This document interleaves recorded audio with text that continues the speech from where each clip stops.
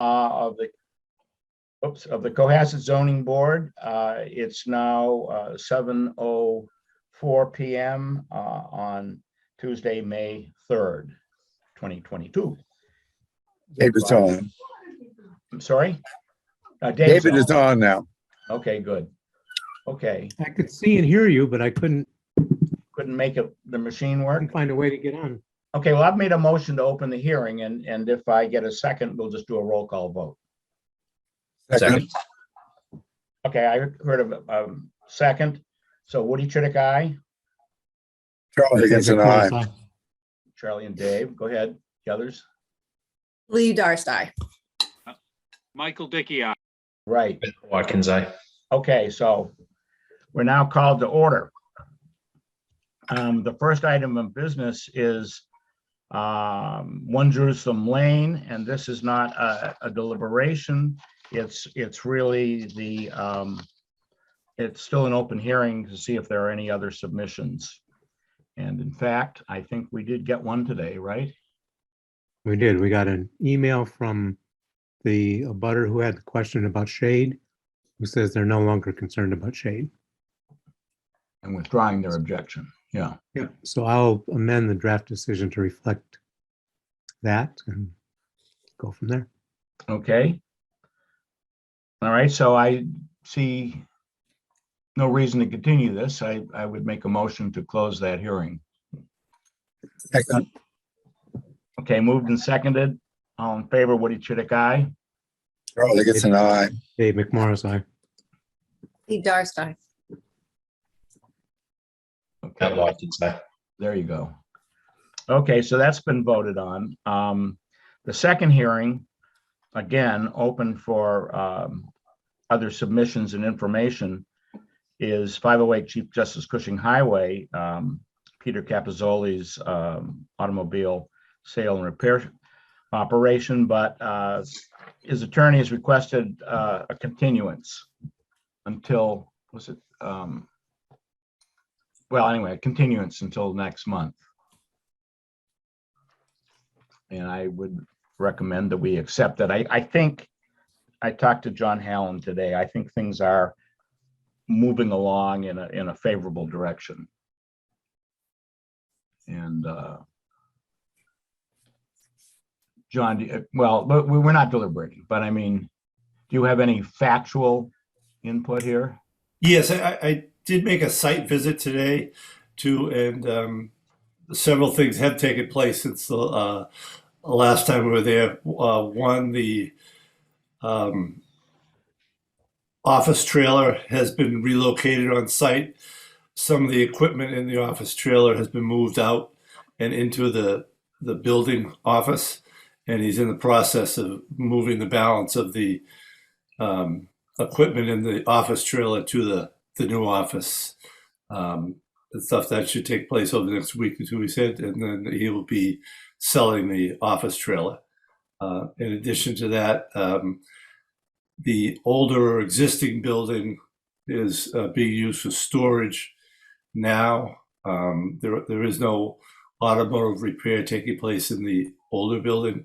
All the auto repair is taking place in the newer building there. And he has contacted his landscapers, which I believe he produced receipts from, that the shrubs have been ordered for the Conservation Commission, as well as the additional topsoil has been ordered to spread out in the back now to the left of the newer building. So there has been some progress made in respects to getting it ready. And also, I think he is scheduled, once the planting is done, scheduled to have an as-built done by the engineer. So that should be taking place this month as well. Okay, well, on that basis, I would make a motion to accept the continuance until our June meeting. I guess I just ate all my French. When is somebody speaking with an open mic about eating food? Anyway, I've made a motion. Do we have a second? Second. Okay, all in favor, Woody Chidick, aye. Charlie Higginson, aye. Lee Darcey. Matt Okay. Watkins, aye. All right, so My- that's been moved. Aye. We haven't approved yet, but the tentatively June 7th is the date of our next meeting. Okay, the third hearing, a continuance, is 392 South Main Street to construct an addition to an existing single-family home, some of which is within the setback, the the front of the home, as well as an addition, and the floodplain watershed protection district in the rear. Was there any other information submitted to us, Cassandra, in the last week, or that we have not had an opportunity to accept and I haven't received anything. not aware of anything? I do know that the applicant is here, but Okay, well, if I you're mean, ready if to there's move nothing forward, new, that's fine. was someone tasked to draft a decision? 392 South Yeah. Main. I put together a draft decision and Right. was kind enough to circulate it last week, right, Cassandra? Yes, Right, so I was just wondering, I mean, so you know of nothing else, Mike, that's No, coming in? I don't know of anything. Okay, so with no new information en route or having been received, I'd make a motion to close the hearing at 392 South Main Street. Woody Chidick, aye. Oh, it's not seconding, yeah, sorry. Moved and seconded, Woody Chidick, aye. Charlie Higginson, aye. Dave McMorris, aye. Lee Darcey. Michael Dickey, aye. Matt Watkins, aye. Okay, the fourth continuance is for a variance and special permit for a general store mixed-use structure, 534 Beechwood Street. We have again received a request for continuance from the applicant's attorney, Richard Henderson, I believe. And in this case, because it's a variance, he's requested a continuance until August, so that we don't run afoul of the 100-day deadline. So, Yeah, Woody, go ahead. I'd like to talk about this a little bit and try to get the sense of some of the other board members and council. Go ahead. I've looked, I've looked through the application and I don't understand that this project needs a variance at all. It currently has a conforming use. It has a general store that was there years and years and years ago, and has not been a general store for years, but you can't abandon a allowed use.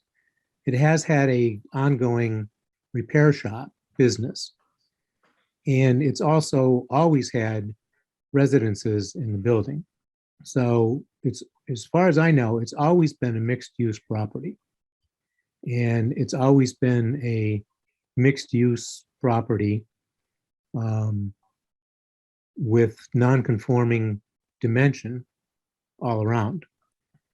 But it seems to me that it's similar, if not identical, to the situation that we had at 147 South Main, the Schiavo property that had pre-existing residences which were non-conforming, or no, which were conforming, and pre-existing businesses which were non-conforming. And the whole project there was a special permit issue because it was pre-existing non-conforming uses and pre-existing non-conforming dimensional properties. My view of this, unless I'm missing something, is that they need only to satisfy the criteria that the use and design of the project is not substantially more detrimental to the neighborhood than the existing use and Well, what is the existing use? The repair shop? It's repair shop and residence. and one residence. Mhm. And now they have two residences and a general store. That might fall under the category of an intensification of use. Well, there were two residences in there for a long time. I don't know how long the second residence, when and if that disappeared, but there's always been, I mean, forever, a residence in that building. But, you know, we talked a little bit about the abandoning the general store, but our definition of abandonment in the bylaw only deals with abandoning non-conforming uses. You can't abandon a conforming use.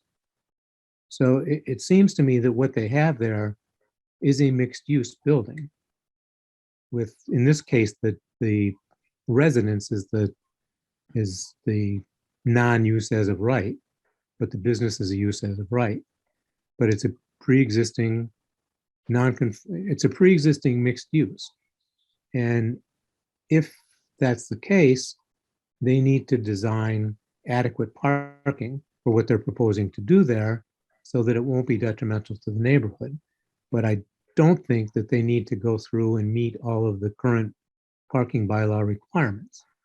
And that's my take on things, and I may be missing substantial things, but I wanted to get the sense of the board as to, you know, how everybody else is thinking about this. Go ahead, Carolyn. But you're muted. Go Sorry for about it. that. Yes. I certainly appreciate Mr. McMorris's comments, but where the applicant has requested a continuance, I'm just concerned that the board is now actually starting to deliberate and discuss this more than they really should in the context of a continuance. So perhaps we could revisit all of those concerns at the continued hearing. And I'd be happy to take a look at it as well, Dave. I have to say this is one I'm not up to speed on. My concern at this point is that we're hearing the proper hearing. Mhm. So, My suspicion is, and I'd have to really look at this a little bit more closely, where they are raising the existing structure and proposing to rebuild, that might actually be where the variance comes in. But no, they're keeping the original structure. Hmm. well, That wasn't okay, the it's testimony. advertised as raising, so No, my understanding is that the original store, residence, and barn are all going to be, the structures are going to be kept and renovated, and they're going to add some other areas onto the existing buildings. We'll have to look at. John's got his hand up, so maybe he knows more about it than I do. Go ahead. Who's got their hand up? Speak. Yes, they have had a couple of small repair permits. So that's on the main structure to the back or the Church Street side. So they've done some rot repairs in there, and I think they intend to save as much of that as they can. Some of the new portion, which would be closer to the ball field, is where you might see a little bit more of the raise, but I think they intend to keep as much of the structure as they can there. And in addition to that, we did have a meeting with Rich Henderson in the past week, and we kind of went over some of the parking, and he agreed to, it looks like they're going to try to reconfigure the parking to meet some of the requirements on site now. I gave him, we talked about some ideas, and he agreed that they would be able to look at that too. So I think in the meeting coming ahead, you're going to see a little different parking consideration that might address some of the board's concerns. Yeah, good. Okay, well, I guess as Carolyn said, we can deal with the variance versus special permit issue in August when they come back and find out how much, if any, of the structure they're going to retain, and if not. But I think it also, and we don't have to debate it now, it really kind of hinges a lot on the abandonment, and you make a good point of abandoning use or not, but I think that's something we've all got to give more consideration to, and I hope that in August, Richard Henderson will as well. Okay. So I would make a motion to continue this hearing until our August meeting per the request of the applicant's attorney. Anybody second? Okay, all in favor, Woody Chidick, aye. Dave McMorris, aye. All right, Oh, Charlie Higgins and I. Lee Darst, aye. Michael Okay. Dickey, aye. all right, Matt so Watkins, aye. So it's been approved to continue the hearing until our August hearing. The next up is a request for a special permit on behalf of Co Lobster LLC. And to alter an existing non-conforming building, and a special permit for non-conforming parking use. And an alteration of a building in the floodplain and watershed protection district. This is twice continued. It's now May. So do we want to promote? Yes, we do. Good evening, Mr. Introduce Chairman. yourself, please. Thank you, sir. This is Adam Brodsky, and I represent the applicant Co Lobster LLC. And we should have Susan Hoadley and Karina Martinez on board, as well as Darren Grady, or his assistant, or his, excuse me, not his assistant, his colleague Gabriel Padilla from Grady Consulting. And I know that Eamon O'Mara is trying to log in and have some difficulty. Mr. Chairman, I gave Ms. Thayer the heads up that we were struggling to get our additional materials to the board sufficiently prior to the hearing so that we could have a substantive conversation. But we were hoping that we could at least just preliminary present our revised concept to make sure that we're on the right track. And we do have some additional limited materials, and I know Ms. Hoadley is ready to speak, as well as Mr. Grady.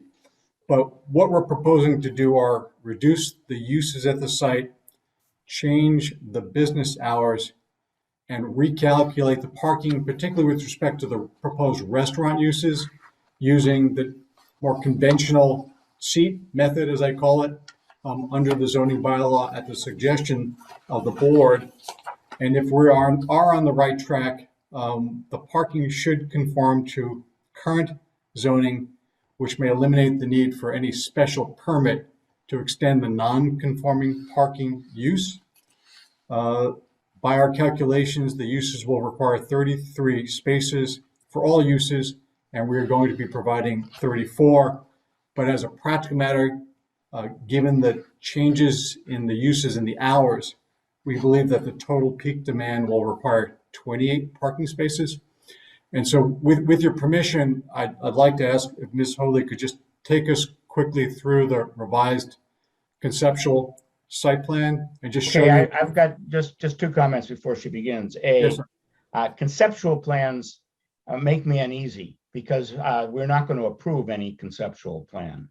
And I hope we're not going to spend an inordinate amount of time on them until we've established what needs to be done. And secondly, you've talked about non-conforming parking, pre-existing. I see no evidence of that. If you have evidence to present to us to be convincing that whatever parking existed when Atlantica was in operation was non-conforming, I'm all ears, but I haven't seen anything yet. Yes, sir. That's a heads up. Thank you very much. I believe we did present evidence on that issue, but I'd suggest that we not get into it this. Okay, yeah. And as I don't recall anything convincing at all. Yes, sir. I'm happy to address that if you'd like tonight. But with respect to your first comment, as I said, we have no expectation that the board is going to substantively consider this and close the public hearing and render a decision on what's presently before you. We're changing our entire methodology as how we're addressing parking based upon what we think is input from the board, and we're simply trying to confirm that we're on the right track. You will have final site plans. You will have a detailed letter that addresses, Mr. Chittick, your specific requests for information. And you'll have this all presented to you for the next meeting sufficiently prior so that you can consider. Again, we were just wanted to spend a short period of time. To make sure Okay, we're on the right track. Yes, good. sir. Take Thank care you. of it. Tackle it. Susan, can you share a screen and just quickly go through what we're thinking? Well, actually, I certainly can. I'm wondering if it makes sense for Darren to set the table with the site first. Thank you. Happy to do that. Yeah, let me go. Excuse me. Yeah, let me go for if I can share my screen.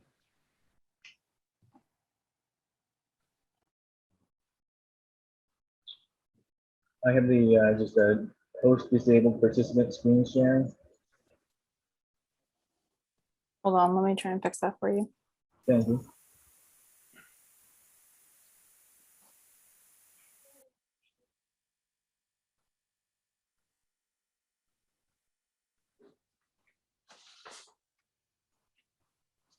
Is that better, Darren? That is better. Thank you very much. You're welcome. So our revised conceptual plan right now shows 34 spaces. We have made a common loading area for Old Salt House, fine dining, and the lobster pound. Wait, just a sec. I'm looking at the revisions. The last revision I have is April 4th. This has been revised since April 4th. Just conceptually for this presentation, so to see if we're on the right track.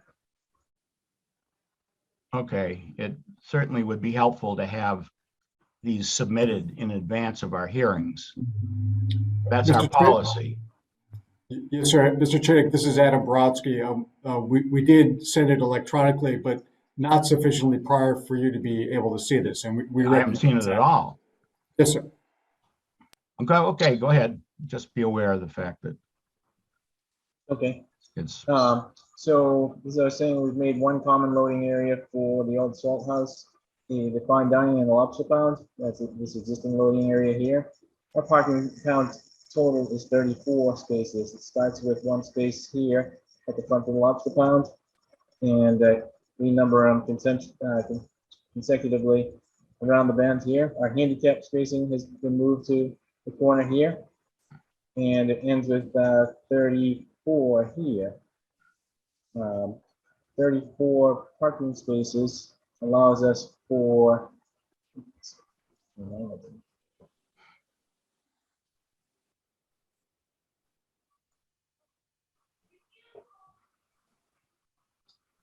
there will be 28 spaces for the restaurant in the ice cream, and then 6 spaces for lobster pound, coffee shop, and 1 for the ice cream. 7 to 5 for the first 6 spaces and 5 to 8 for the second. So we're actually showing that we're not maximizing our demand.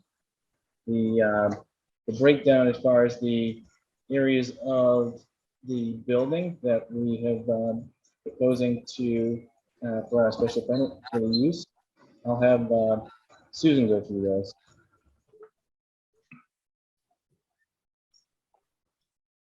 And what about parking for people occupying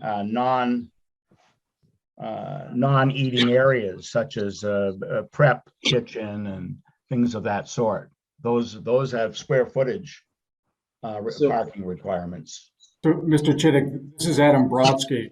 We're not aware in the zoning bylaw of kitchens being separated out by square footage and requiring additional parking. We understand that under the town's conventional seat method of restaurants, that you count the number of seats, and that provides the parking for that particular use. Again, I'm happy to be educated about that, but I didn't see any other separate calculation for kitchens. Okay, I don't want to get into a big debate, but that doesn't really hold logic to it. What if you had a kitchen with 30 people and you didn't have to provide parking because you had some sort of unusual operation going? That makes no sense. So, Mr. Chick, if you can point me to an example where the zoning board has approved a restaurant with parking separate and distinct from the seat count that accounted for a kitchen, I'll be happy to review it and understand the approach. You might remember that we approached this differently in the first instance, where we were relying upon consultation with the building commissioner, that this was essentially a mixed use project for which we would calculate parking based upon square footage, 1 to 200 square feet. The board was less than warm to that approach. And so we've gone back and calculated the parking using your standard restaurant use parking, which is based upon seats and benches. And again, if there's something in the bylaw that says that in addition to that seat count, you have to count kitchen space, please point me in the right direction and we'll consider that. But I didn't understand that to be the requirement. Okay, we'll deal with that. Yes, sir.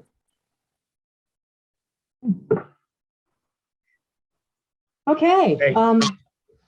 Cassandra, do you have AS 101 available to put up for everyone to see? It was part of the PDF that was sent this afternoon. If not, if you could give I us. can certainly give you screen sharing abilities. Perfect. Okay, great. Thank you.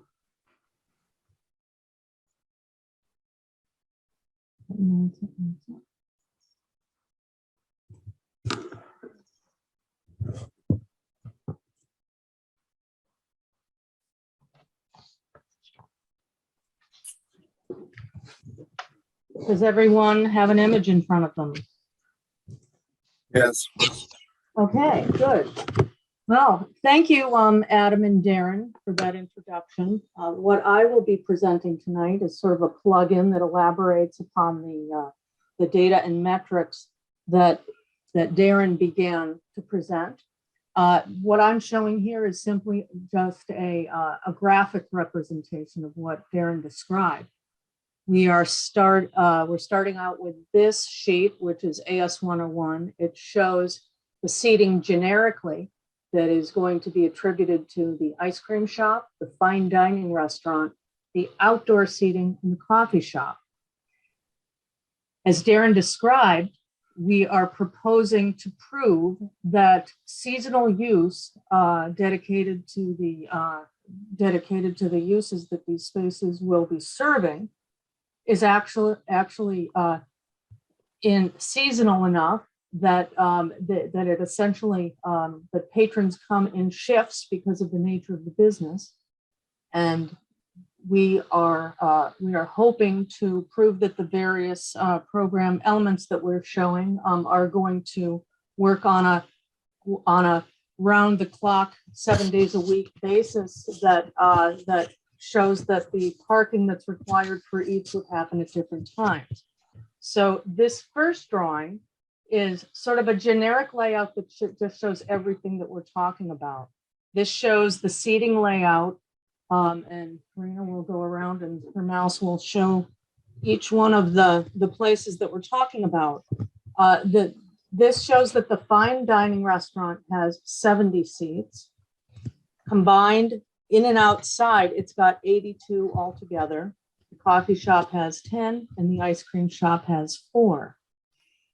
If you'll notice, the large yellow box in the middle, which was formerly programmed as a leasable bakery, has now become seasonal flexible program space, which is essentially unprogrammed area, which can be re-examined once the harbor parking master plan comes online.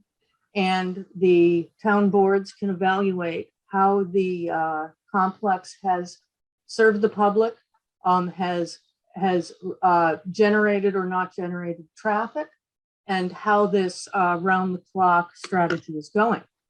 So the next sheet is what we call, which is AS 101S, is the summer season, the summer seating arrangement that is being anticipated. We're especially excited about this because we think that it addresses concerns about traffic as well as parking. it proposes that the fine dining area, which Breen is pointing to, is 54 seats, and the outdoor area is 28, with the understanding that in good and bad weather during the year, they might move one or two in or outside according to what the demand is that day. The coffee shop and the ice cream shop still maintain their 4 seats. The next one is the same spaces and how they'd be habitated and enjoyed in the winter. And in this arrangement, all of the fine outdoor dining seats go inside, obviously. And because it's winter, the outdoor dining as well as the ice cream comes offline. And the coffee shop maintains its robust business throughout the year. So this is our sort of moving into the next dimension of how to solve the problem. And we think that it presents a convincing planning diagram and hope that you agree that it addresses the parking as well. All right, I don't, but what is the seasonal flexible program? Right now, it's conceived to be, well, right now, that space is where the bar is right now. And so that is a discrete space that can be kept, it can essentially be kept open, unoccupied. There are several very contemporary models that are very successful in other. Your client is willing to have a bar that's unoccupied permanently? No, as I'm That doesn't make explaining, sense. no. So, I'm sorry if I misrepresented that. That this is the present bar area. Okay, and I say that only to give a sense of familiarity to those who know the building. The bar itself would actually be physically removed. The bar space itself would become what we're really thinking of as an unprogrammed area. It's a very contemporary planning model that that allows you to keep it open for flexible uses. Such as? Not such as potentially during times where other businesses were not open, you could have bull carts, push carts, kiosks, the sort of pop-up stores for local businesses that desire to have transient, fair-like pop-up contemporary There will models. be customers. It'll be some sort of a service, so I would expect to see parking there, period. Yes, and in order for us to do that, we would come, the owners would come back to the board and propose that use as it arose and explain their reasoning for its viability in relationship to how the complex is already working. This sounds like kind of a mess, but the lobster pound, tell me, originally the right-hand side of the lobster pound is listed as a lobster pound and restaurant. Now I don't see anything listed to the left of that storage space or whatever it is. Mr. Chittick, this is Adam Brodsky. We've eliminated the food service, the restaurant component of the lobster shop. So that will be right. So what is going there? It's the lobster pound, which is after, and then we had consulted with the building commissioner early, can be considered distribution. And so the parking requirement is 1 to 500 square feet. Again, we had previously proposed it as part of a restaurant use, but we've eliminated that food service component. It's simply the lobster pound. Okay, so it'll have employee and you'll probably need one space for that employee. Yes, and that is accounted for in the parking count, the zoning parking count. That's correct. Which I don't see here, but no, this is just it's just seating. This is a restaurant. The restaurant. I'm sorry, sir. All right. This is just the restaurant seating with seats. The prior site plan that Mr. Grady displayed showed you the parking spaces that would be attributable to the lobster pound.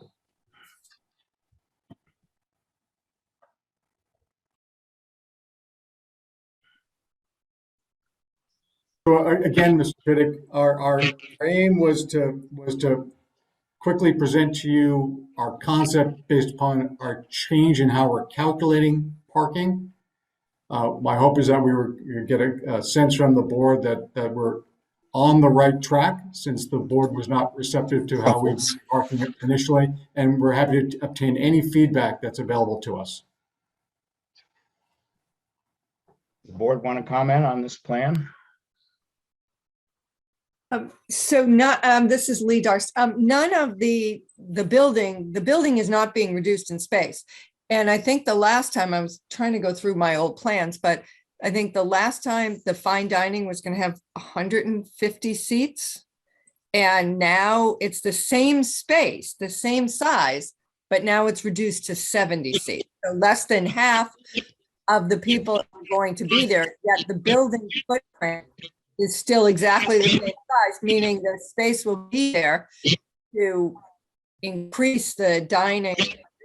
And the other situation is that outdoor space was sold as a place where the public can come. You showed us where the public bathrooms were, and this is all open to the public, and this whole walkway is supposed to be for the public to be able to enjoy the space. But now you said you're removing all the benches and all the tables, and in the summer, it's not going to be open to the public. It's only going to be the overflow seating for the restaurant. So now the public really isn't going to have access to that space, because in the winter, it's not going to have any seating. And these flexible programs that are seasonal enough, the words that were just said, very vague. And I would think if you're reducing your seating, you would reduce the size of the buildings. But all of these restaurants and dining, everything is still the exact same size. So they could easily be ramped up with lots of extra chairs. Ms. Darst, this is Adam Brodsky. I'm happy to defer to Ms. Hoadley. You are correct that the building footprint hasn't changed, but the number of seats that we're proposing for the restaurant use have been reduced in order to address the parking concerns. And it wouldn't be the first time that the board would approve a use with a maximum number of seats. With respect to the open No, space. that's not right. We did that with the Salt House. On at least one other occasion. Thank you, Mr. Chittick. Those are the seats that we're proposing. That's how we calculate parking. With respect to the open space, this will be open space. There will be public bathrooms. There will be public space in the center of the building.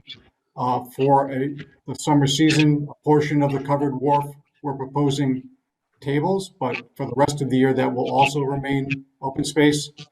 I don't think we'd have any problem putting benches there during the winter, but we didn't want the board to somehow think that we're trying to circumvent our parking requirements by providing additional seating in that area. So we're trying to be responsive. And with that, Susan, I'm happy to defer to you. The only thing I'd like to add is to respond to Commissioner Darst's concern is to just state that everything as we're showing it in the present plan, in this diagram, has identical attributes of space reduction to the last presentation. This is simply a highlighted seating diagram. And Mr. Chair, I know that Mr. O'Mara wishes to speak, and I don't know whether he can be given the opportunity, please. Sure. He wishes to, sure. Hello, can you hear me? Sure. Woody, can you hear me? Yep. Yes. Oh, good. Good evening. How are you? I think we're all fine. Excellent. I've been watching this and our team is doing such a great job and we're trying to be so responsive.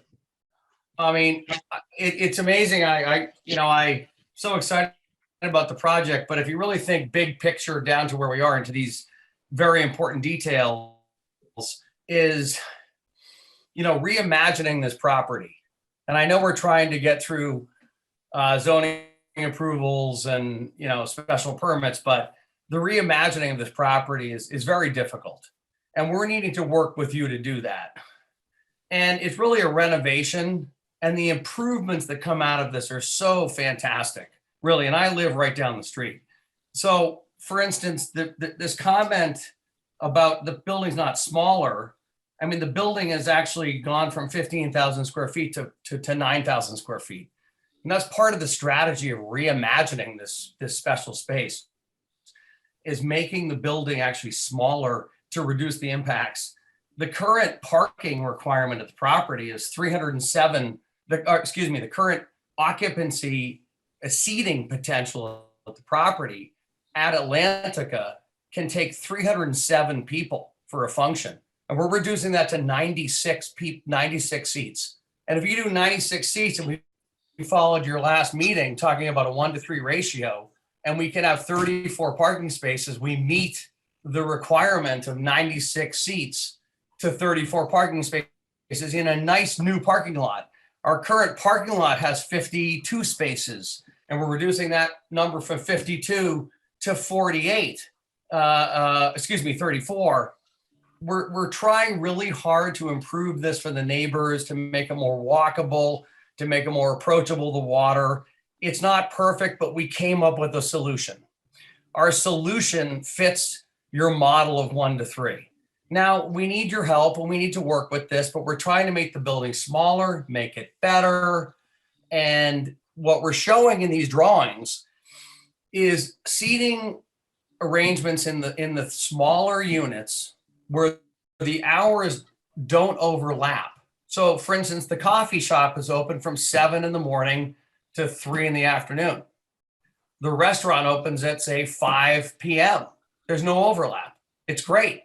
And we're trying to present this to you to try to get this going. And I understand, it's a little tricky, but we respectfully request that you understand that we now have a parking layout by Grady that has 34 spaces that meets the 1-to-3 ratio based on our actual layout of seating counts. And then we're making a better experience for the neighbors, for improvements to the water sheet, public facilities for public bathrooms. And if this doesn't work for the town, I mean, I can't imagine what more we can do. Well, So why don't we that's keep why working, Woody? Why don't we keep working, Woody, to make the improvements that you need, and we'll keep working together as a team. And we've also had a great meeting with planning. Planning loves the project. We have a parking issue, as we always do. Downtown, Salty Days, which is fantastic, is opening 50 seats with 0 parking because they're in the downtown district. Right. So we have, 34 private spaces laid out properly, with proper radiuses and landscaping, and we'll focus on our seating count. But let's make this work as a community. All right, let me just kind of opine. I'd like to hear from the board, but here's where conceptually this goes off track for me. And it is related to parking, but the 1 space for every 3 seats applies to dining areas, and dining areas alone, as I interpret the bylaw.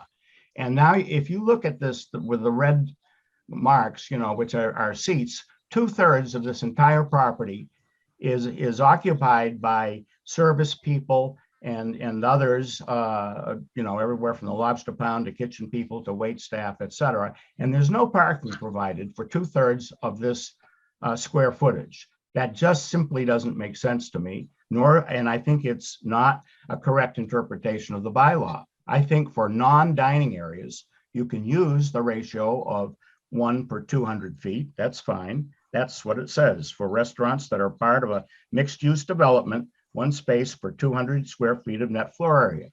But we are going to follow the model that we used in the Salt House, where seating per se was drove parking, but there was other overflow employee parking always on Elm Street. So it isn't that we didn't require there to be employee parking or staff parking. It was that it existed. It already existed. It might have to be served by employees driving down there, but that's another matter. But you've got a space here, 2/3 of which is not dining. And you could, Susan, you could go back to not the winter chart. I mean, if you want, because then you could add a few Well, seats. I would just jump in here, Woody, real quick before Susan can do an analysis. All right. I mean, and there is some analysis to be done, of course. We can look at the square footages and we can try to work this thing through any way you want. The 2/3 you're referring to, again, these numbers keep moving around. I'm looking at open space. What we've done strategically is carve open the middle of the building to make a harbor walk. We've done another move, which is to make the covered wharf.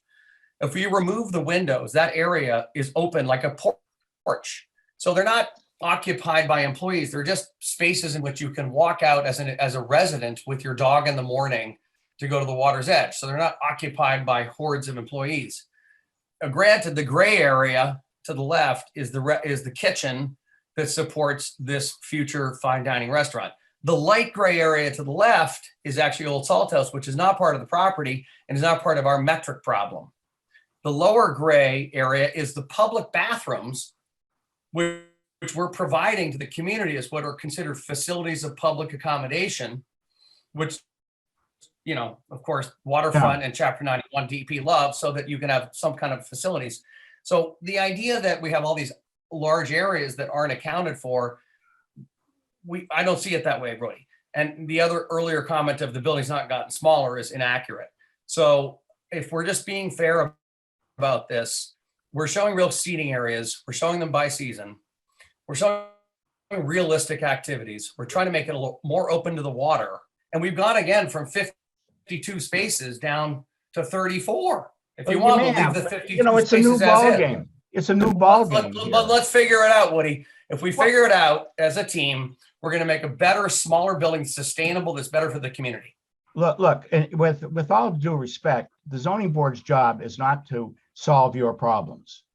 You are to come to us with a plan that hopefully complies with the bylaws, and if not, then you seek special relief. But Right. We're not planners. We're not going to sit here and design or redesign anything you submit. Understood. All right, so what you we're have saying the is if team we that do you this, work with. so I agree with you. So if we do the seat count 1 to 3, and we have 96 seats. And you're going to have, in my estimation, and I may be overruled by my colleagues, which is fine, you're going to have additional parking for employees. Okay, now what about the That idea, just which I think is simply makes sense. fantastic? What about the idea of going to the 1,000 feet radius, which makes a ton of sense? If you got a shift worker who's in that little gray kitchen to the left, which is just our kitchen. Yeah. And no one's occupying the lower gray right area. Those are toilets. And that's a lobby there. No, I follow you there. To wait Yeah. for a car if they're elderly or something. But the shift workers, wouldn't they maybe be 1,000 feet away, which would make a lot of sense, park 1,000 feet away and, walk over. That's what I'd do if I was a shift worker. Well, that's fine. If you have parking that you control off-site. Well, I mean, maybe the perfectly community works allowed. with us when we go to Government Island, which is 1,000 feet away. No, but that's public parking. You can't. Well, I use know, it. I'm saying if we do public parking, that's one way to do it. So. Well, you'd have to have town meeting approval for that. You're not going to we're not going to approve it. Well, then maybe we get into, we're trying to show you that in fact, we have parking that based on the 1 to 3 ratio, we have enough parking on the lot. So if you're introducing another ratio, maybe we do have to go back to special permit, but if we don't need special permit, maybe we've got enough parking. Well, we'll see what you come up with. Let me ask you a Well, different. we're trying, kind and of- I agree with you, Woody, by the way, and I respect the board entirely. And there's different, measures we have to meet here. Planning is planning, concom's concom, zoning's, I get it. Your tasks are what they are. Our planning meeting had very different discussions. And they said, we love what we're seeing, but we can't grant you the permit for the parking issue. So we tried to solve the permit issue by, as you point out, we're not asking you to solve our problem. We're saying, okay, if we look at our seating count, and then we started thinking, look at the hourly. These hours don't overlap. The coffee shop closes at 3. The restaurant opens at 5. Covered Well, markets. all these are statistics that you've provided. Thank you. In now our third hearing in pieces. I've got a couple of more comprehensive data requests, which I'll be sharing with Adam, who can share it with all of you in time for our next hearing. But so maybe it isn't 2/3 empty space, but I don't see dining, including the ice cream seats, as statistically eyeballing at more than 40%. maybe 45% on a good day, but you still have at least half of the total space that's occupied by people supplying services. And believe me, there's going to be parking for them, because my concern, and I think a lot of townspeople's concern, is that, not your fault, but Border Street is very narrow, heavily traveled. Right. It'll be a lot more heavily traveled after you guys, work out your plan here, because I think this is going to be a wonderful idea for the town, but a wonderful idea means more traffic. And Well, no, and actually, this is very important, Woody, and to the board. And I live on Border Street. I'm actually, just down the road. And in fact, one of my friends, Mr. Cotillion, presented a very thoughtful discussion on this. And if you follow the numbers and you follow the square footage, you follow the strategy, we're reducing the impacts. And let's just be totally straight here. When you have a 600-person capacity function hall that serves out of town activity, when you have I guess, even as they present on their website, a 307-seat capacity wedding bash hall, where there's this burst of activity where there could be 200 cars on the site, where we're changing it to 7 a.m. for a coffee shop, to 5 p.m. for a restaurant, to a bicycle in walk-through experience, to a commercial lobster con that really works for the neighborhood and the lobstermen come and go, to an ice cream shop that's kind of seasonal.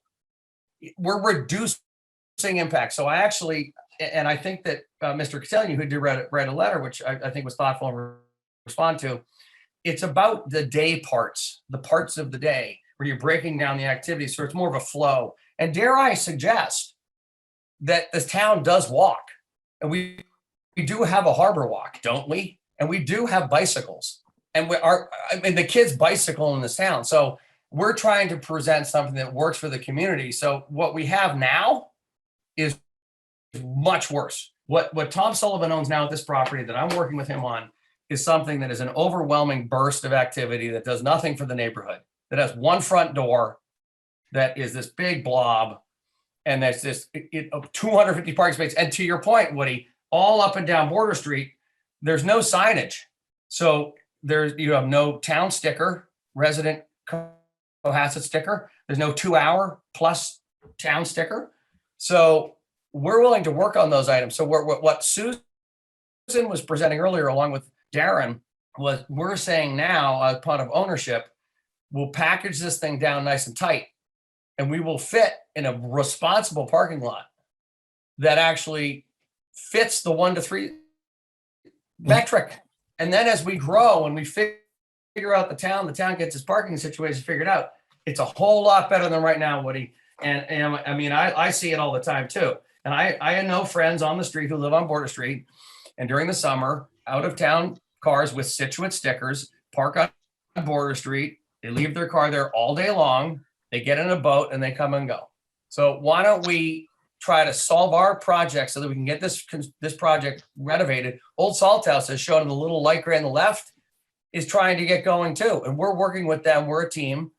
We have separate ownership, but they're trying to do their thing, and they're separated with a little demised kitchen. I'm just kind of curious, why is Old Salt House Kitchen shown here if it's not part of your property? It's an agreement from the sale that occurred when the owners of the current Old Salt House sold the building here to Tom.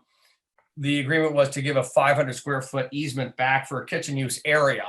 So we carved out this little gray area, which you see in the lighter gray. So they would have a kitchen. You mean when it was in a common shared ownership, but it didn't need to be carved out? There's no common ownership. It's an easement for access. Right. And we want them to be successful, and they've done a great work with their patio outside and getting that solved. And now they're ready to go and make this vibrant for the community. We're reducing the size of the building. We're reimagining this kind of clunky, horrible situation into something that's better for the neighborhood. We're making it smaller by probably 35% on a square footage basis, 35% smaller we're reducing the parking requirements. We're creating public access to the water sheet. We're creating facilities of public accommodation with bathrooms, which is what, MIPA and DEP consider, facilities of Yeah. public accommodation. Okay, well, I'd So like to. that's what we're trying to do, Woody, and we're trying to make the numbers work. I think we're pretty close. Do we need a special permit on parking? Maybe, but really Well, I'd showing like to you at turn least it on the over to my sheet right there. colleagues in a second, because I've been doing too much talking, but there are three requests I have. One of which is I would like to see your up-to-date site plan.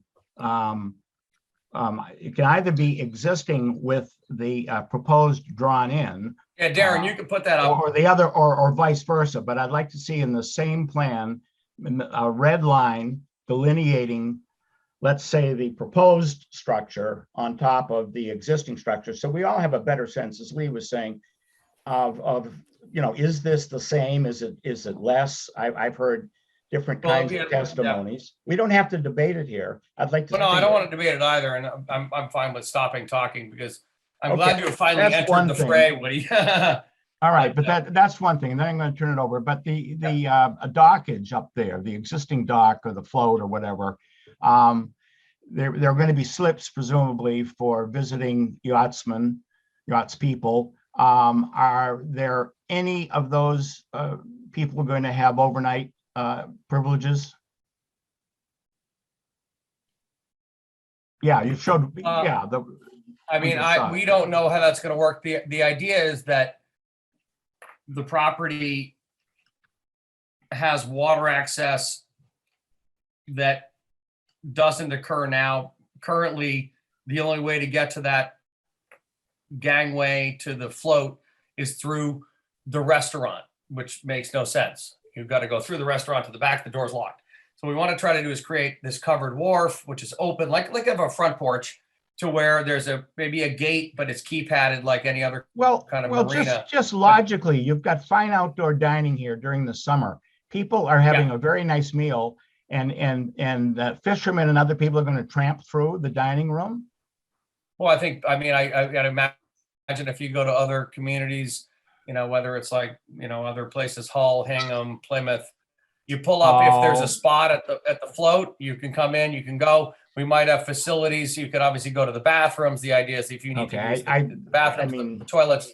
I think that's more, Tom and I haven't really figured that out. I'm not sure what, Tom exactly wants to do. I'd prefer, okay, I'm going to turn it over. I've got too many questions and I'm not satisfied with the answers, but let me just turn it over to my colleagues. Who would like to go first?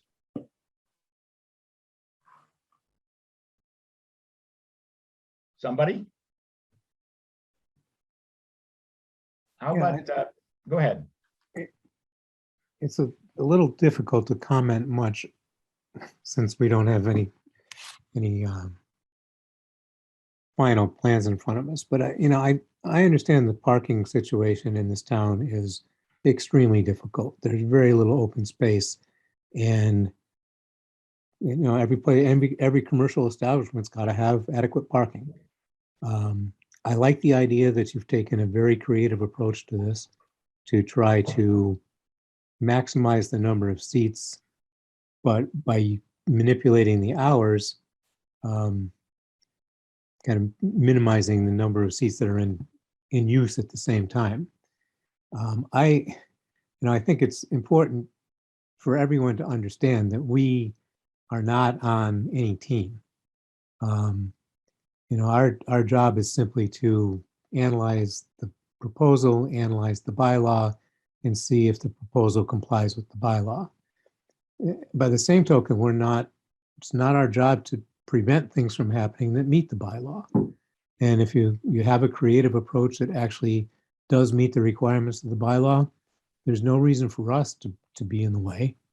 But we do not have any flexibility to depart from the bylaw unless there's a variance in front of us. So, I do like the approach. I like the creativity. I like the effort, but I do think it's important to understand what our role is here. Charlie Higginson. Are you out there? I agree. I appreciate a creative approach, and I think you've done a wonderful job from that point of view. But every time you come before us, it changes so fast that it's very hard for us, for at least for me, to make a final decision as to, in my mind, as to whether you've met the requirements of the zoning law.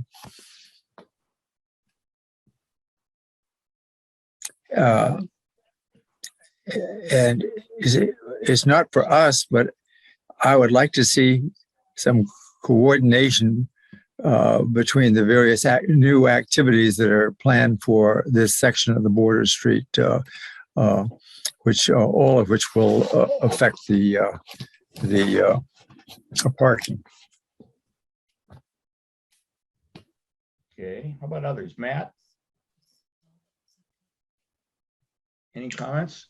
I don't have too much to add. I think, my comments would somewhat echo David's. I mentioned last time, that I give the team credit for, I think they're working hard to try to come up with the right plan.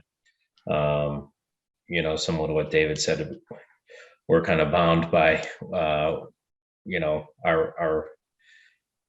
zoning laws as to what we can approve. But I think, just seeing the effort.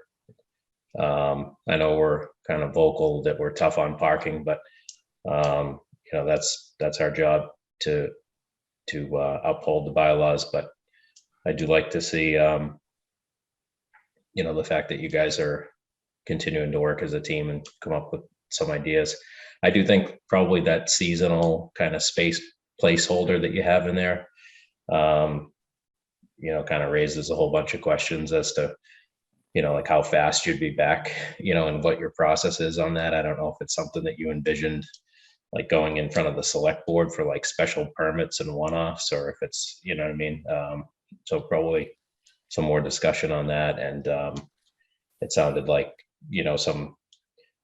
some logic as to where some of the employees are going to park, would be my feedback. Okay, Lee Darst. I was just concerned about the spacing and everything else like that. And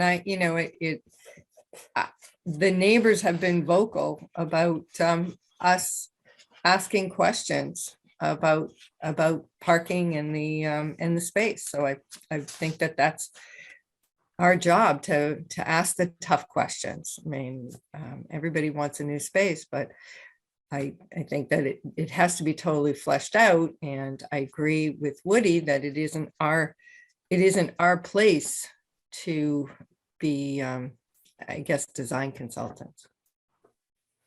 Yeah. Mike Dickey? I don't think I have a whole lot original to add. I think certainly echo David's comments. I will say personally, I would love to see this place, revitalized and updated and turn into a great success. But bottom line is, gotta meet the requirements, and we don't have a whole lot of discretion. It's really a matter of, making sure that everything's between the lines and there's no crossing of the lines. So that's really just my thoughts. Okay.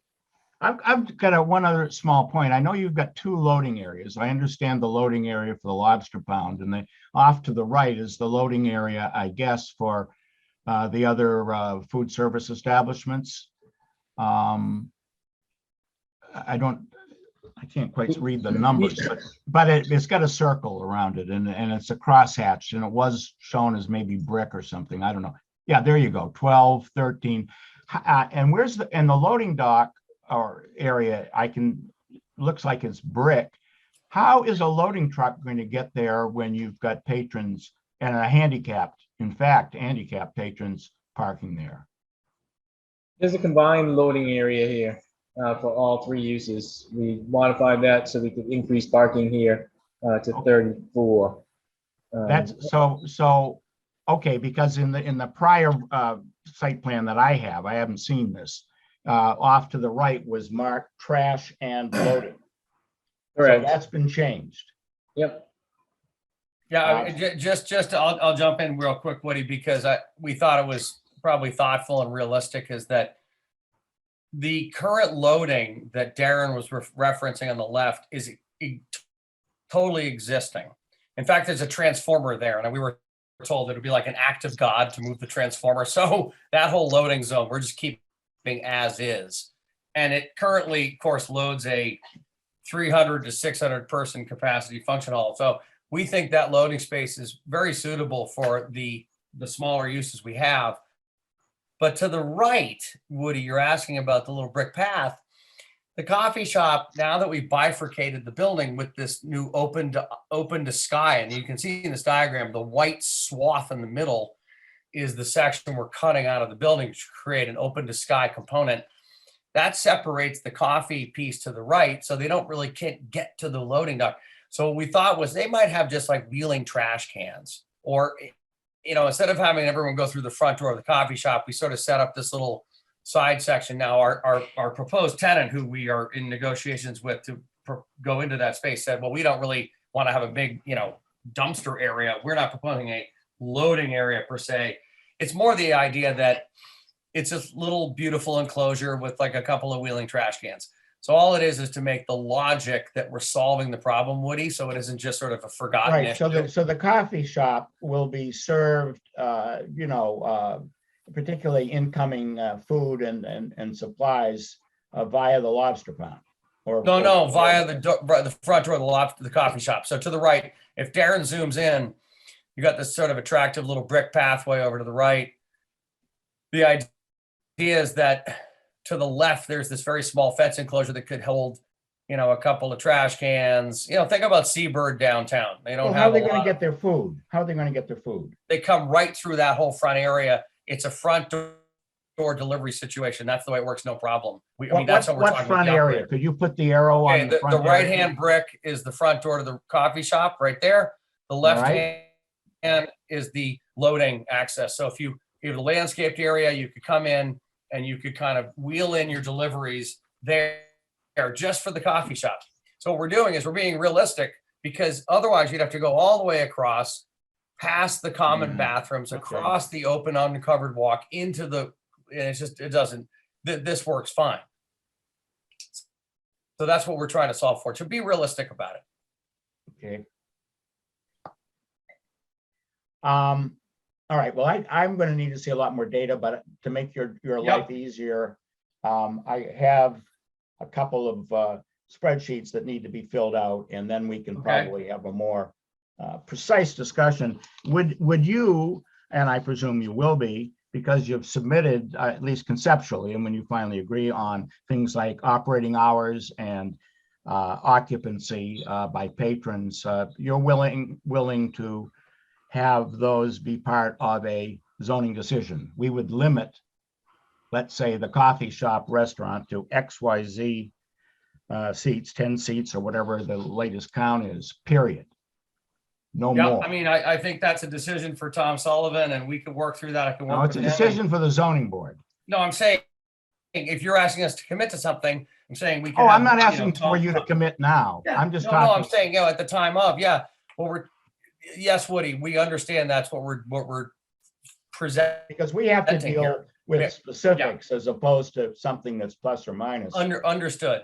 And we're presenting metrics that we're trying to live to. Right, we're going to live by. And I know we know there might be changes in the future when the parking plans develop in the Border Street area and the downtown, and maybe there's some changes to those issues, or but we're saying this is what we want to do. We want to get this through. And I mean, I think, you know, once we look at this as a team with Tom and make those decisions, we can make commitments to for sure and live with those decisions. Yeah, okay, that's really what I was getting at. I wasn't asking for a hard number tonight. Oh yeah, no, we're presenting a, you know, I mean, we want to repeat because ourselves. Parking is so critical. Your operating hours are not going to flex. We're trying to reduce whatever we decide or whatever you propose, and if we accept that, and we would generally do that, you know, accept generally. That will be incorporated into our decision. That's all. I just would like you to know that it's not going to be, a little of this and a little of that, or maybe we'll make a change or come in every week with a new, cannot happen. Understood. Okay. Can I just point out something that may be overlooked? Yeah, we need, this is good data. We just need some more stuff, but I won't Yeah. take people's time up tonight. Are there, Cassandra, are there people in the audience wishing to speak? Because again, we're in a conceptual stage here, which I don't generally like that. I like usually, almost always, a hard and fast, but be that as it may, I'm not going to belabor that one. But are there people in the audience who'd like to comment? Not that I can see. There's nothing in the Q&A and no one seems to have their hand raised. That's a little bit of a surprise. I would have thought this is a big project for the town. Except for John Hallen, who now has his hand raised. Okay, John. Yes, just one suggestion I might have. I don't know whether the applicants had mentioned it briefly earlier, but they did seem to indicate that they might be looking also for private parking off-site, so that might be, an avenue for them to also increase the parking that way. I don't know how much time they put into that, but it might be something they can consider a little more strongly to help out with the count. Sure. And that's really, as long as the parking off-site is under control, and I'll defer to town council at some appropriate moment what that totally means, but you can assume a lease, a long-term lease. That's what the Atlantica did. They had an off-site parking lot on Elm Street, and that's where their overflow went. That's why, in fact, in my estimation, it was never a nonconformity. It always conformed. And that's why Adam probably can't find a special permit, because I kind of doubt whether it needed a special permit if it was compliant. But it doesn't much matter. So off-site is fine. Can't be public. It's got to be under the control of the operator, the owner-operator here. But that can be done. It's been done in the past. Well, I think it's a great point, John, and thank you, because we're working very closely with John as well. And, the renovations that we're doing here, which are not considered substantial technically, but are really, I think, fantastic and helpful. But I appreciate John's comment. Let's remind ourselves that, Tom, who I'm, teamed up with here, we, of course, Tom also owns 82 Border, which is a private property, and we're about to sort of launch that and figure that out as well. And we really want to solve each property with its own parking solution. However, what happens at 82 Border could potentially collaborate with this. And I just don't want to get over myself a little bit. We're saying, well, we're going to solve it with that. But the point is that Tom Sullivan is the owner of both the properties. They're private and they're abutting, with a stretch of Border Street. But the concept of what we're trying to achieve here as a fantastic improvement to the harbor is a programmatic total solution. And the ideas we have for 82 Border, which are forthcoming, I think you guys are going to be really excited about this. We're excited as a team. And the same team you're seeing tonight is the same team who's on that project. There's a parking situation there as well. And we're trying to solve that as a one-for-one situation as well. However, that too has hourly situations and sequences that could, work here. So John makes a really good point. So we don't forget that Mr. Sullivan owns both the properties, and that's been strategic. But we are focused on this application. I think Darren at Grady has done a fantastic job, along with Susan Hoadley, of presenting a strategy that answers the question, at least in one metric, around seating count. And we can try to figure that out. But the improvements are great. We're just trying to get to something that we can, solve with whatever we need to, whether it's a special permit or whatever it happens. But we're reducing things to make it at least a great improvement, with the benefits, of course, being bigger. Mm-hmm. So I think John makes a good point. 82 Borders around the corner. I mean, around the corner clock time wise, but abutting and as part of the ownership package. But I don't want to get out ahead of that too much without the discussions with Tom about how that works. But, you know, No, it's clearly strategic. and you should know that while I may, I'm not going to roll over easily. I think your project here, I have no idea about up the road there, but it's going to be a real benefit to the town. I mean, I think it's terrific, but I'll tell you, my concern is that Border Street is narrow. You didn't create Border Street. That's not your problem, not your fault, at least. And you know, but the town, I think, has been very lax about allowing kind of on sidewalk parking. It isn't just on street parking. There are been plenty of times when people have parked right up next to that fence on the way to the Veterans Memorial, and you know, people with strollers and kids on bikes have to, you know, drive in the middle of the, you know, walk in the middle of the roadway. That's just not plain safe. Right. And well, actually, it's also a very good point. And as I mentioned earlier, I live on Border Street. I literally, my home is addressed on Border Street. If you look at Darren, if you zoom out a bit on that site plan, this is really interesting. The current layout, Woody, of the property is interesting. We have 50, maybe 53 spaces, but many of them are along the Border Street stretch, right along the front.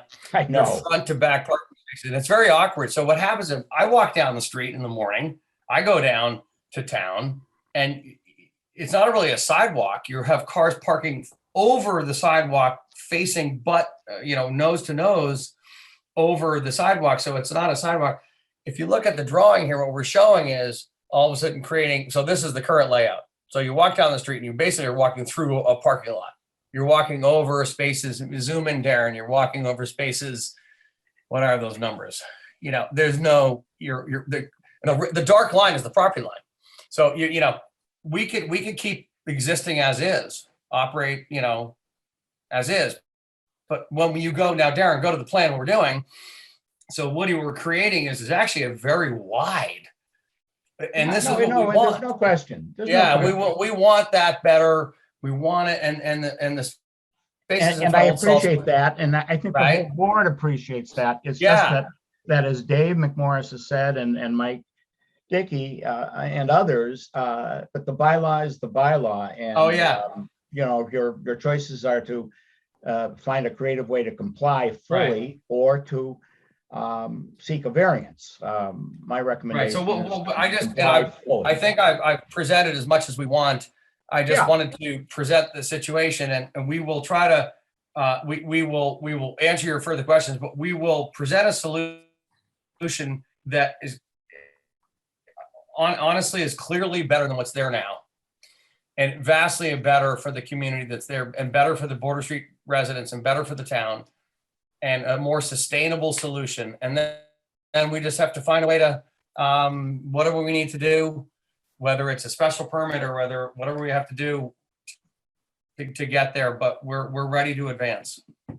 Okay, and one of your very early site plans had a bunch of parking and things that kind of blocked access to Salt House off, but now I see that's been removed, which is a and that's just more of a realistic thing. It's funny, you know, of course, Alta surveys present things. And Darren, if you can drag the screen down a little bit, you can see those spaces that were, you know, that if you go over to the old Salt House, those spaces, if you zoom in there, Darren, you can see that triangle. The property line is that pinched triangle. So the property that we own is that's the property line. So it's like, okay, there's a little private, there's a little public.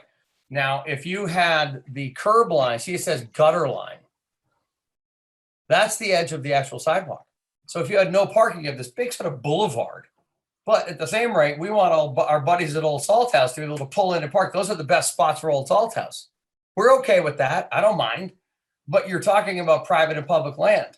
So, you know, we can't make that call. No. We can't make that call. I mean, I can't just draw them. I could Oh, I draw know, the I spaces know. that Darren drew. The spaces that Darren drew are real. And I got a 96 to 30 to 34 count. That's what I'm focused on. So You may or may not know the answer to this. I truly do not know the answer. And that is if I had one of those documiniums, one of those slips, yeah. where would I park? Well, that's not our obligation. That's I an know it obligation. isn't. I'm not asking you to take that Well, on. I don't know the answer, and I would defer to my buddies George and Ted, and Okay, and the three I'll ask Pauls. them I because love the three Pauls. I just want to be sure that we're not. I don't know how that works out exactly. I just don't want to get into a double counting situation. No, That's no, all. we don't. I'll ask them. We can't cut All that. right. Yeah, thank you for your time. Okay. All right, board, any other questions of the applicant? Woody, there is someone who has their hand raised, just so you know, I can bring them forward. Please.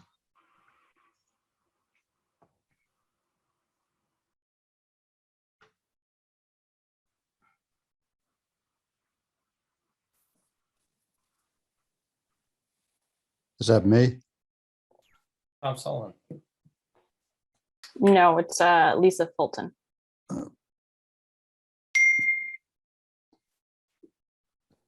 Hi, all. I Okay. think I'm on. Am I on? Yeah, Lisa, how about giving us your name and address, because this is all being. Sure. Thank you for having me tonight. Lisa Fulton. I'm speaking also on behalf of my husband, David Fulton. We're at 31 Border Street, which is actually pretty much kitty corner across the street from Old Salt. And I do want to start by saying we definitely agree. We love the creative design and the solution for the property. But I think one point that I'm not sure I'm in agreement on with the proposer is the fact that the only traffic and parking that impacts Border Street is when they have big events. I truly believe that if you were to go out even now, those spots right in front of Old Salt are not only full of cars on an average weekly night, but they're also starting to park down Border Street. And in summer months, especially, just the traffic on the harbor, there's no parking available. I mean, people are driving around looking for spots. So I guess I just want to make sure that somebody is looking out for the parking situation on behalf of residents and townspeople, and also people who are attending the restaurants and the various services, because if people can't get parking, they're not going to want to attend these places. So those are just some of our concerns, but in general, we're in favor. That message, Ginevra. All right, Charlie, Charlie, mute yourself, please. But we are in favor of this redevelopment. We think it's great. We are very concerned residents, and we live across the street, so we see it on a daily basis. Okay. So I guess that's just my 2 cents. I don't know. No, that's fine. No, that's what we'd like to get is input. Okay, I think Tom Sullivan has his hand up. Cassandra, but you're the gatekeeper. You know who's got what position in the queue. Okay, I just want to say the spaces in front of Old Salt House, that's on our property. The condominiums are nothing to do with us. So we have enough trouble getting parking for our own place without taking care of Old Salt House and the condominiums. No, I wasn't asking that. I was just curious as to what. Yeah, I got it. Dynamics. So I would check with them. We have nothing to do with that. No, fair And Old Salt House probably has 60 tables and 3 or 4 spaces. So, so our options are, I guess, to file for a variance for what we have here, as many parking spaces as we have, and if not, then we would cut the building, the right-hand side of the building off and turn that into parking, and just have a very small development on the left side, the restaurant and probably the coffee shop. So well, it's premature to go there at this point, because you may have that. I don't want to spend 6 years on this thing either. Either we'll have to figure out, we either apply for the variance and make this work, or just cut the building to probably 80% less than it is now. All right, well, you and your team can deal with that, but I think we need more information before you. What information do you need? I need to have more statistical information in terms of square footage devoted to dining versus food preparation versus other services. Well, that's among other on there things. now, but the, Well, it isn't entirely on there. I'm not going to argue with you. I know what we need, and I will give to Adam Brodsky. sure, yeah, we'll list get of- whatever you need.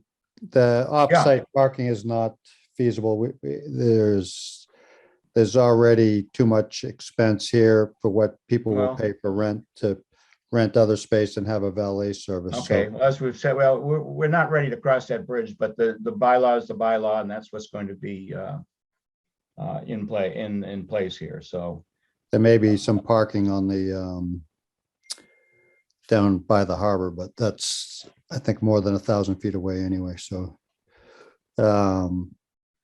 But employees or whatever could park there. But those are basically the way I see it. We cut it in half and have a much smaller development and put in more parking, or we get a variance for what we have shown here. So I guess Well, what you're unless you have showing- another, I'm sorry? what you're showing here, probably, I don't see a variance. In terms of what you've laid out. I mean, I think those are legal spaces. Yeah, they are. But I thought you said we needed a variance if we want to have. You may, if you need more parking spaces than is shown. I don't know that yet. Okay. That's an if, not a definitive. If all you need are 30 parking spaces and you provide them, then you're home free. Yeah, 33, I believe. Oh, whatever, Whatever it is. I mean, Well, they're very, exception. very hard to get, so we have to count everyone. Right. Okay. But no, I would like to, we think it'd be a great asset, great addition to the city and want to make it work. So that's what we're aiming for. All right. Thank you. Sure. Other questions from in the audience, Cassandra? Not that I can see now. Nobody's in the queue. Okay. Any other comments from the board? I will or I would make a I motion. did want to say, Woody, I did want to say I appreciate Lisa Fulton's comments. And I think I know the home across the street. We've also been working with some of the other abutters that are directly on Border Street. Be happy to meet with you, Lisa. I appreciate your comments. We can meet anytime. I mean, I'm right down the street. Anytime that, we can share more information, the better. I appreciate those thoughts, though. Great, thanks. Okay. Well, I would make a motion to continue the hearing until tentatively June 7th, which is we haven't voted on that as our next meeting date, but our next meeting in June, I'll say, we'll continue this hearing. Do I have a second? From somebody on the board? I'll second it. Okay, moved and seconded. All in favor, Woody Chidick, aye? Dave McMorris, aye. Charlie Higginson, aye. Michael Dickey, aye. Okay, Lee Pat Darst. Watkins, aye. okay, let's move on. We have 3 new hearings. Thank you. Good evening. Thank you very much Thank for you very coming. much. See you next Thanks time. a lot. Thank you. Good night. Thank you. Good night. Okay, we have the next up is a special permit on 46 Hobart Lane to construct a pool which is within the floodplain. And so that would fall under section 9.7 of the bylaws. Who's here to present on that matter? I am bringing them forward now. Okay.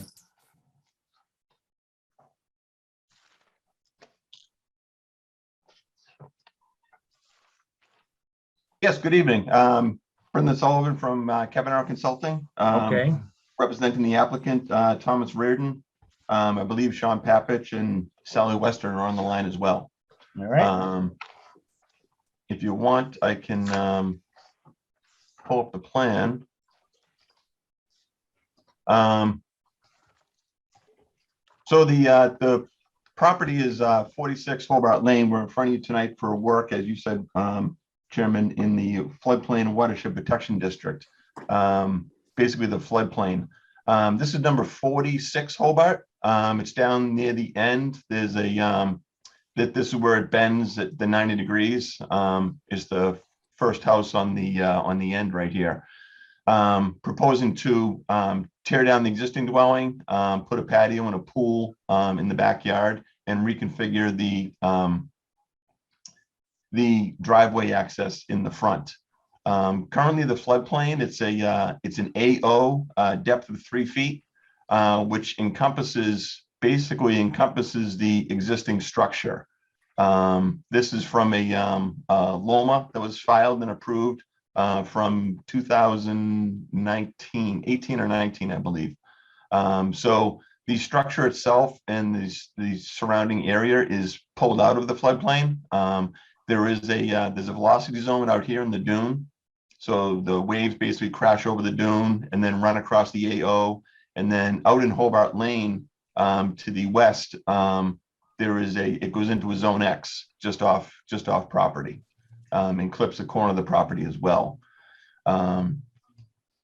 So the original plan we had, which is what we show here, shows the new dwelling, garage, new auto court, much more reduced from the other one. We go from about 3,800 square feet of pavement down to about 2,200, I believe. And we have a series of patios and the pool in the backyard. We went to conservation 2 weeks ago, week and a half ago, and we got some unfavorable reaction of the pool and the patio being within the 50-foot buffer to the coastal dune. So we revised that and pulled that back. So now what we have is the front has basically stayed the same. The auto court has stayed the same.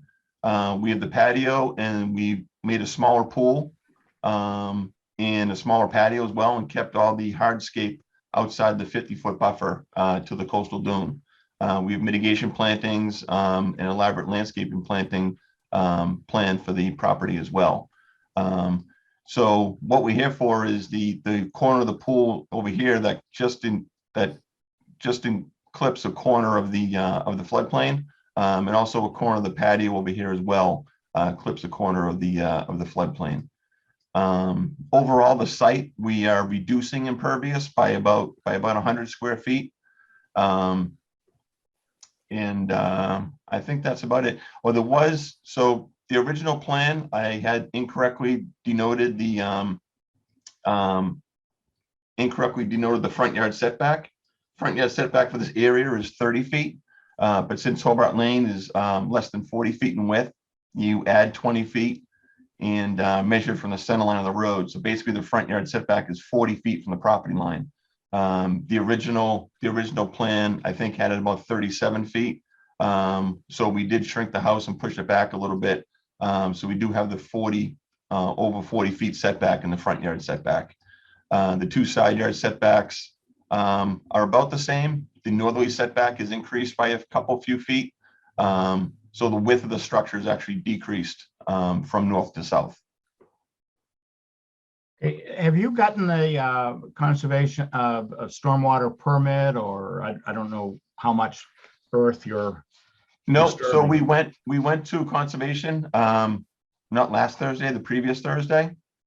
And like I said, and that's where we got the negative reaction from the hardscape and pool inside the 50-foot buffer. Yeah. So we revised the plan, resubmitted to conservation, and also resubmitted. This is also going into large home review for the planning board. We revised those plans and was at planning board last Wednesday. And since we didn't get the plans in a timely fashion, they just opened and continued the hearing without letting us discuss the project. So I was in fear of that happening here. So that's why I did not submit any plans in a timely fashion. Okay, well, I mean, it's something we'd have to consider. Now, how do you comply with the current plan? How does it, you're seeking relief under 9.7, and I think 9.7 has a few conditions. I think one, let me just go to 9.7 because some of them are pertinent and a couple are not. I think not particularly pertinent at any rate. 9.7. Well, is it E? I mean, which of these sections under, certainly it's H. Yes. And if is it only H, and if it's only H, it would seem you'd have to sort of demonstrate to us that you comply with number 1. I don't know about 2, but I'm concerned more about item 3, which is proposed construction, use, or change in grade will not obstruct or divert flood flow or reduce natural flood storage capacity. And 4, proposed system of drainage and private sewage disposal. I know there's been some concern about flooding in Hobart Lane prior to anything that you're proposing. But Yes, are you so- adding to the problem? So we are, as I stated, we are reducing the impervious coverage on the entire lot. We're reducing the pavement area by over 1,000, almost 1,500 square feet. We are doing currently the current structure has no gutters. The rainwater just falls into a stone trench along the perimeter of the dwelling. We're proposing a underground stormwater infiltration system for the rear portion of the house. The stormwater runoff calculations show that we are reducing, even though we're a coastal, we are reducing the runoff in rate and volume in both the front and the back of the dwelling as well. Is that data part of your application, or has that been done subsequently? That's not part of this application. That's part of the stormwater application, which goes through conservation. I can certainly forward that to you. Well, I mean, we have to rule on the proposed system of drainage or private sewage disposal will not cause pollution. We have to rule on, any change in grade will not obstruct flood flow or divert flood flow. So we need some evidence that what you're doing, complies with 9.7H. Right. Understandably. So if maybe I could pull up the, I did have a, so this is the landscape plan. You see the landscape plan in front of you now? Yeah. Okay, so the grading in the front, I'm sorry, maybe the grading in the back. So the existing 12 contour comes through right here. We're tying into so the solid line here is the new 12 contour. You see it almost does not change at all, as well as the 11 down in here. And the 13, which is back in here, which is just inside the existing 13 comes out here. Now the existing floodplain line, which is, like I said, is an AO area, which is just defined. It's not defined by elevation, it's defined by an area, which is transposed from the FEMA flood maps for a depth of 3 feet. Now, the elevation of the line in the back of the house is about elevation 13. On the side of the house is about 14, and in the front of the house it goes down to 12, and it's 12 on the south side of the property. So it's kind of all over the place. But we feel that we are, the new patio is about elevation 14, and the pool is clipping a little bit of the floodplain on this corner over here, as well as the patio over here. And the grade change there is minimal. It may be a foot on either side. Yeah, refresh my memory. The red dotted line is? The red dotted line is, so the red dotted line out here is the building setback. And the red dotted line, the squared off ones in the middle, is the existing structure. Okay. And yet, it's, well, okay. You've said you're reducing. I mean, I guess the application may be out of date because lot coverage was 23.7%, and your application went from 23.7 to 28.6%. Are you saying there's a different lot coverage today than there was a month or two ago when this was prepared? Yes, because we changed the site plan. Okay, well, do we have that data, or if not, we need Yeah, it? you do not, because as I said, I was tentative to not to send it to you Okay, because well, I didn't want the hearing to be open and continued without getting the material to you within a week's time period to look at it. yeah, okay. But I'm also concerned, and then I'm going to turn it over to the group. Anytime a project approaches the 30% max, which is, I mean, you're a good engineer, but you know what I mean? It's can be a complex calculation, you know, including landscaping materials that are impervious, blah, blah, blah. I'd like to see at some point, not just the whatever it is to the new number, but how you got there. You know, by component, you know, driveway, house. Oh, sure, that's all in the stormwater report. Yeah, okay. And- Well, but we need that, I mean, as Yeah. well, so. And certainly keep in mind too, it's a non-conforming lot. So when you're, you know, the area requirement in this area, in this zone is 60,000 square feet. The current lot is 38,000 square feet. And so using that, you know, so when you use the coverage calculation, as you know, you can only use half of the wet area. So now we're down to using everything from the coastal dune, you know, to the west, and we can only use half of the dune area. So we're really only using, I think, approximately 30,000 square feet of area for our lot coverage, which is, you know, so it's, you know, when you have a 60,000 square foot lot, 30% is, you know, a bigger number than, you know, we're half of that. So, so I guess what I'm saying is that when you approach that number in a smaller lot, it gets there much quicker. Okay, well, it's just that we'll need that, of course. How about the board? What questions do we have here? I mean, I would, when you get the stormwater stuff from the Concom, we need to see that as well. I mean, if we're going to approve it, and I don't know what, you know, I mean, we haven't deliberated, a lot of that backup data is going to have to be incorporated. Yeah, Brendan, I'd maybe suggest too, like you know, with 97H that you maybe, you know, you're kind of asking you on the fly, but you might want to put together just a brief memo that tells us how you meet the criteria, you know, with some logic on that, because some of those are maybe not as straightforward, you know? Sure. Yep.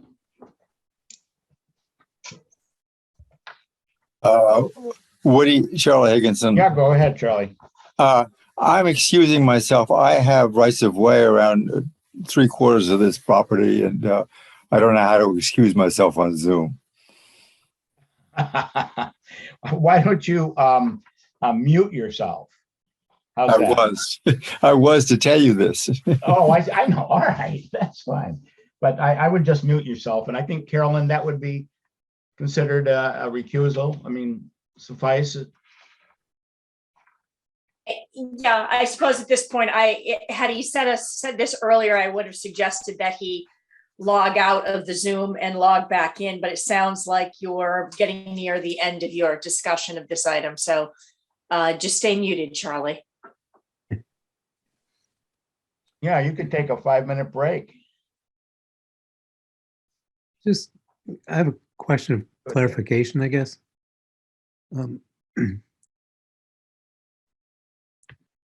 Is my understanding correct that everything here is conforming, and the only reason that you're before us is because of those two corners, the corner of the pool and the corner of the patio that are in the floodplain?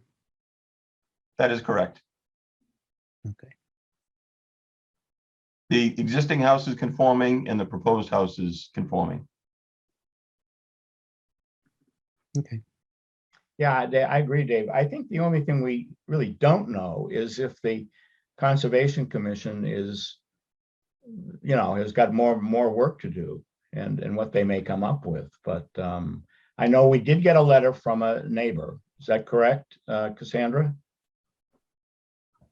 Yes, that is correct. And the neighbor was concerned about flooding. Yes. And would this above ground pool, et cetera, add to the already, you know, problematic characteristics of Hobart? I mean, if the Conservation Commission did a thumbs down, Dave, I think we'd have to, we'd have a major reconsideration, but Yeah, we're back in front of Conservation Thursday night. And most of the questions were concerning the work in the 50-foot buffer, which we removed. you took care of, yeah, no, that was, yeah, I mean, I don't think there's much I mean, it doesn't zoning look to me like involvement here.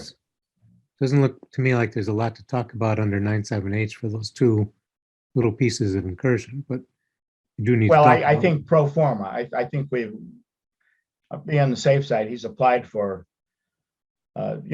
relief. I think we. Yeah, could he's got to apply. meet the criteria. I But, just, I but I think don't it's think, not I going to don't be think it's a heavy lifting. huge hurdle. Right. Okay, so what I would make, is there anybody in the queue?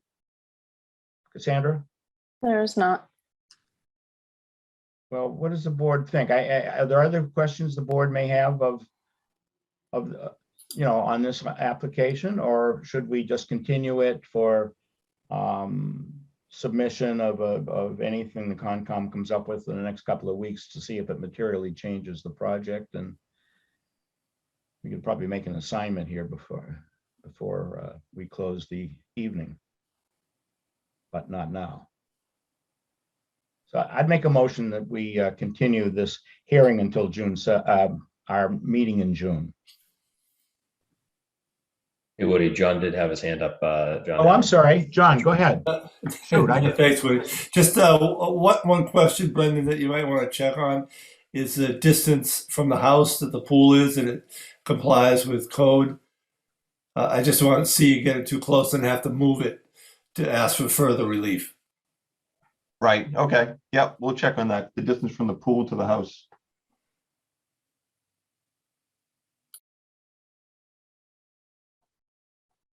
Okay, good catch, John. Okay, I've made a motion to continue this until June hearing. Do we have a second? Second it. Okay, Matt Watkins has seconded it. All in favor, Woody Chidick, aye. Dave McMorris, aye. Lee Darst, aye. Michael Dickey, aye.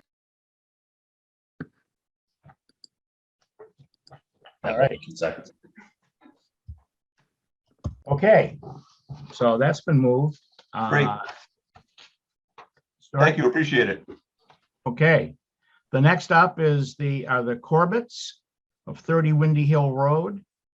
They want to construct an addition to the second story, 87B. Under 87B, so who's representing the Corbetts?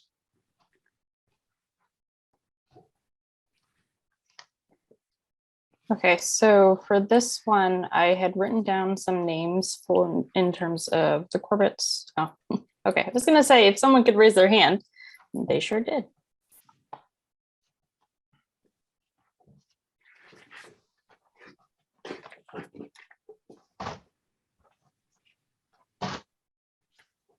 But is there somebody here waiting to speak? I have pulled them forward. If there's anybody else in the attendees that needs to be pulled forward, they can just raise their hands and I will.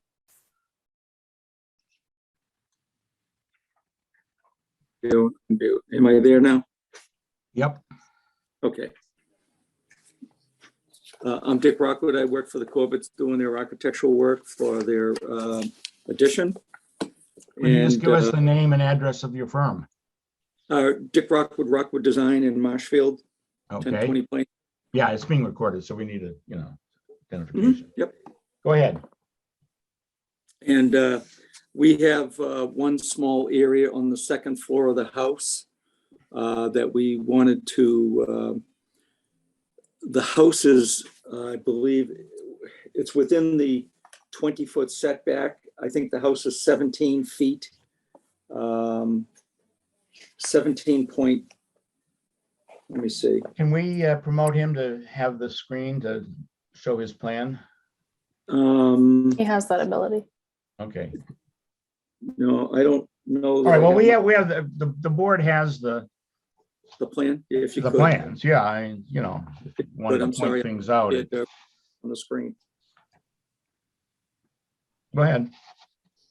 So on the back left-hand corner of the house, there's a small area that we're extending a dormer, but it's within the 20-foot area of the side setback.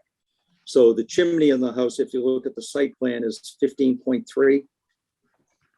And I believe it was 17.3 to the back corner of the house from the left-hand sideline. So there's a small area that we have to request a special permit in order to extend in a dormer. It's just widening a dormer in a bedroom as part of our addition.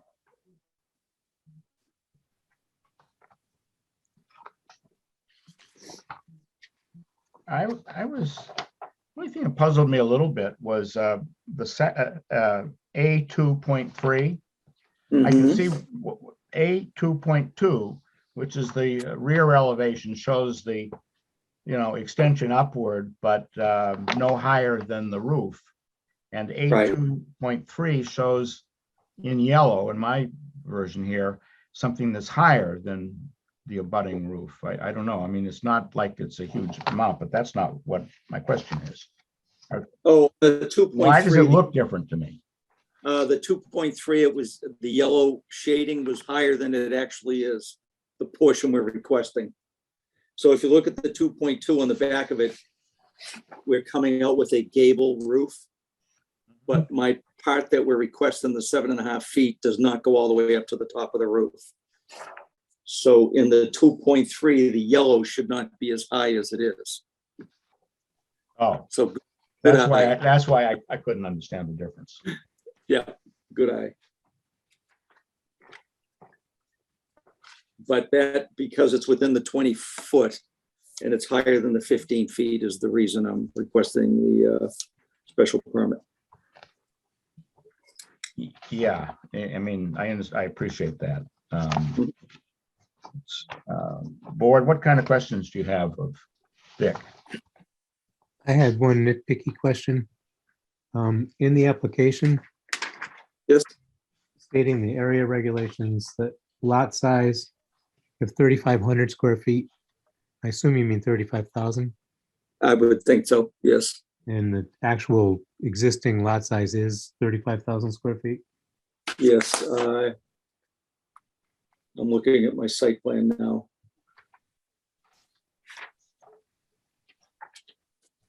It's on the site plan, which we have, but I'm sure that's what, yeah, it's not 3,500. The house is probably 3,500. I'm just trying to locate it on the site plan. It's probably around the. Yeah,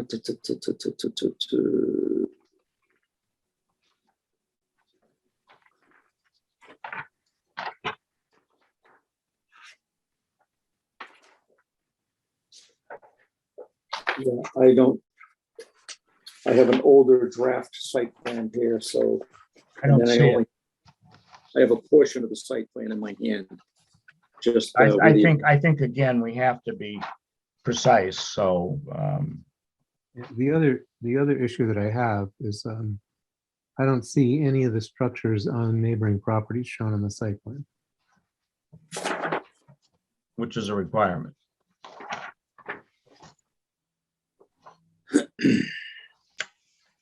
Yeah, this is a busy site plan. I mean, it has, the one I have at least has roof runoff, stormwater chambers, and all sorts of things that aren't normally on a site plan.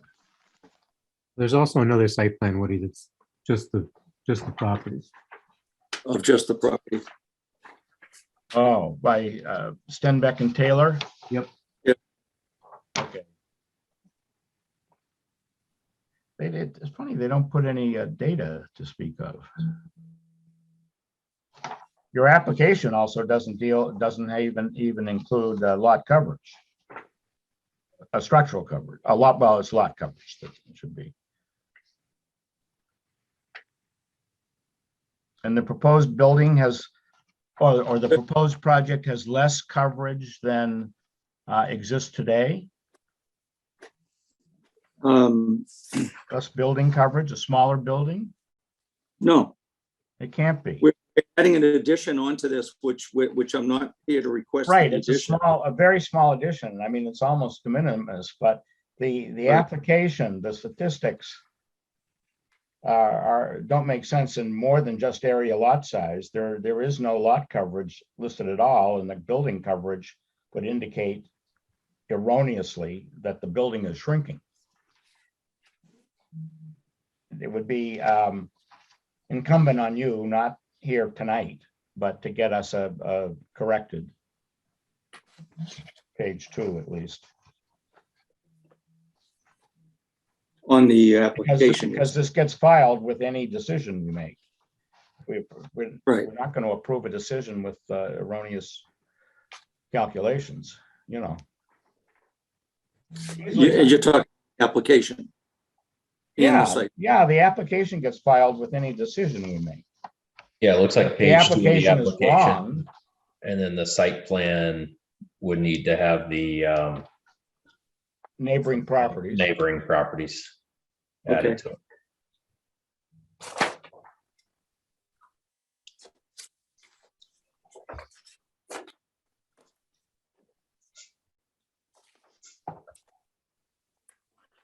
Right, I wish that was brought to my attention. I didn't realize that.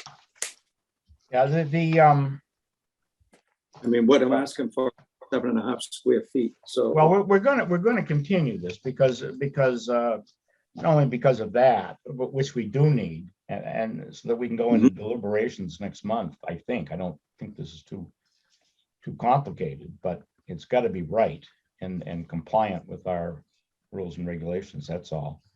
I mean, this 7.5 foot addition. I mean, what does it do to the overall volume? I mean, it's got to be pretty darn small, isn't it?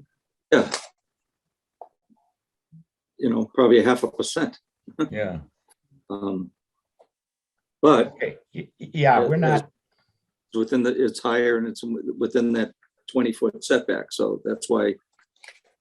No, that's why you're here. And we're not trying to, you know, throw rocks in the way here, but just. Nevertheless, I mean, it is small. It would be nice for you to tell us, along with the missing statistics, that this is, in fact, whatever it may turn out to be, 0.5% increase or something. Sure.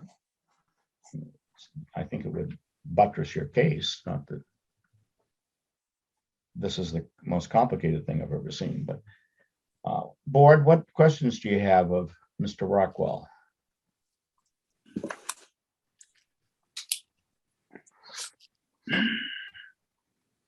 I don't see any problems with the project, just with the paperwork. Yeah, it's just, I think it's just tidying it up. Other board members have questions of the applicant? I'm not getting a big yes from anybody. Cassandra? I have no questions. Okay. Cassandra, is there anybody in the queue? Yes, so we had someone in the Q&A. All right. Amy Berniker of 662 Jerusalem Road. All right. States that while they did receive an announcement about this meeting as an abutter, they did not receive an announcement about the original enormous addition. It is so gigantic. Also, they're wondering if the house went through a large house review. Okay. Well, also, you know, we have no idea because that's the planning board. And what is this recent addition? I'm seeing a very little addition here. Is she talking about something that predates the addition on the application? Yes, we had a building permit issued to put on the addition, and the only questionable area was that upper corner. That is part of the special permit. Okay, so it's been, well, a special permit or a building permit? I don't recall this house coming before us. Pardon me? I don't recall this property coming before us, did it? No, it did not. Okay. So Cassandra, read me again her concern that something about an enormous addition. Sure. So they actually sent a follow-up as well. So the original is, while they received an announcement about this meeting as an abutter, they did not receive an announcement about the original enormous addition. It is so gigantic. Also wondering if the house went through the large house review. And then they stated that they have seen what seems to be a bulldozer removing large boulders from the site outside of the building site, which would be against the new ledge law.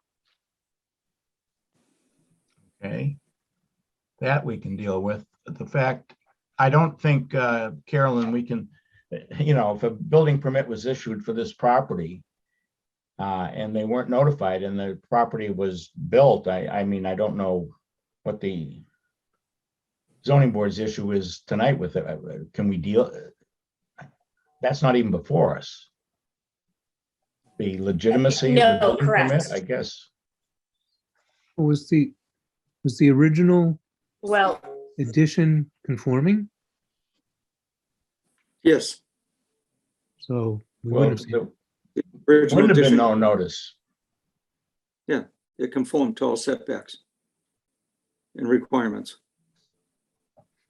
Okay, so that the answer to that woman is that it conformed and it didn't come to the zoning board because we don't deal with conforming structures. We deal with non-conforming structures. And the large home review is something the planning board deals with, not us. And I couldn't, I'm not even going to speculate. I couldn't tell you if they did or didn't do a large home review and the reason for that.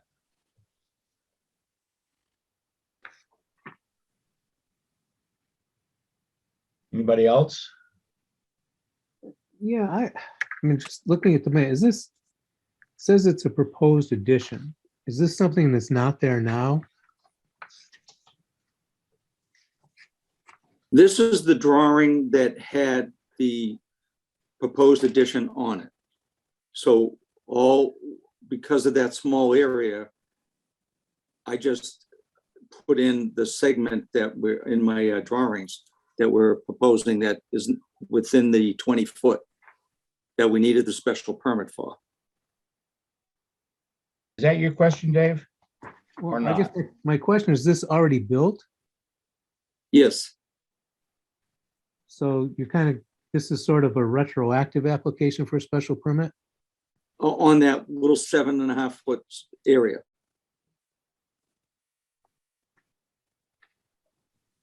That's shown in the drawings. But this has all been permitted and it's built. And the only thing that did not comply was this small little like 3.5 by 4-foot area on the second floor. Because it was within the 20-foot setback and higher than the 20 feet, higher than the 15 feet. Ah, I see. So you didn't need a special permit for when it was a one-story building because it was less than 15 feet. Correct. So you're Correct. making it higher. Got it. Just the original portion of the house, we're extending the dormer to the end, just to square up one bedroom. And that's really the request that we have. Okay. So it was marked over the existing site plan that was used to get the permit for the construction. Being so small, it wasn't like going and doing a whole new plan. I didn't know anything about having to show the abutters. At least the surveyor didn't. This is what I had from the surveyor. It's certainly been part of the zoning regulations. It's on the application that you filled out. Okay. As far as the abutters, you checked that it was included, but it's not. So I would tune up the submissions, but does the board have any other questions or should we just continue this until next month for, corrections and. Well, then just for clarification, so what you were working on the as-built, and that's where this issue was identified that created this application? Is that? As I said, the permit was approved to do the addition because it was less than 15 feet. The desire came up to extend that one little dormer. There's a rear dormer on the back of the house, but it didn't go all the way to the end. So it makes one of the kids' bedrooms small, and they wanted to widen that out. So they've requested to do the special permit for that one section. And that's, as I said, that's why I use this drawing here to bring it in just for that small area.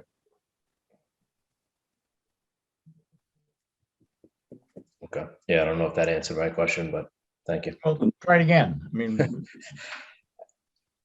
I mean, were you, as part of your original permit, did you have as-bills that you needed to submit that identified this as a issue that came up during construction, that it was overbuilt? We knew right at the beginning that we had to go to zoning for that section. For that little section. But the 90% of the addition that was permitted, we did not have to go for because it all conformed. Well, I guess here's my question. If this is already built and it was part of the original addition that was put on there, it seems to me you needed to come for a special permit for the whole thing. You only needed relief for this little section, but the whole project should have come here with a special permit if you were going to build in the setback, which seems to have happened. And A variance. No, wait a minute. I'm not sure, but we have that provision that, don't we, that a portion of the house is less than 15 feet high can come within 10 feet or something of the side lot line or rear yeah, lot, but something like that. this isn't. Okay. What they're looking for relief for is more than 15 feet high, which is why they need the relief. Right. But I still don't quite understand it. If this is already built and was part of the addition that was already built, the whole project should have come before us because a piece of it would have needed a special permit. Why? Or a variance, because they're building in the setback that wasn't. But what if they complied with the bylaw that says if it's less than 15 feet high, it can come within, I don't know what it is, 10 feet or something of the. But they didn't. And my understanding is that this is already built. What we're looking at here with the yellow part is already built. It's already there. Oh, the yellow part is already built? Yeah. Yep. This is Jay Ellis, I think, had spoken to you about this project, and when the permit was issued, we were told that we had to get a special permit for that one little corner that we're talking about. Is that built or not built? It might be framed at this moment. What? It might be framed at this moment. Well, because the plan I have, which is A 2.2, said proposed addition. Proposed. Right. Date stamp March 14th, 2022.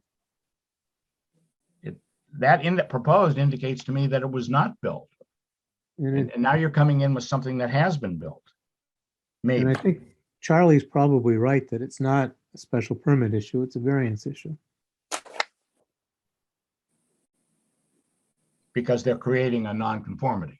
It was conforming when they built the one-story structure. But going up beyond 15 feet in height, they do, yeah, then they've created a nonconformity. Is that right, Dave? I mean, that's the way you'd see it? Yeah, that's what Charlie brought up. I think he's right. Yeah, Charlie. Mr. Chairman, could I just jump in here and ask? I thought I heard in the presentation that the first floor, the original house, if that's part of it, the first floor, was already non-conforming as to the side yard setback. And that this addition up on the second story would just bring the dormer out to that existing encroachment on the side yard setback. If that's the case, then this is just a special Special permit permit, yeah. finding decision. It is not a variance. If it But does create a whole new nonconformity, then it would be a variance.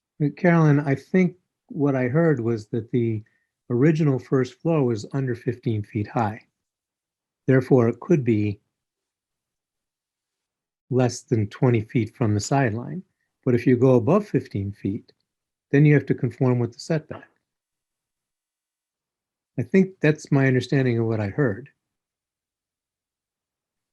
Although what I've heard, I'm kind of confused by.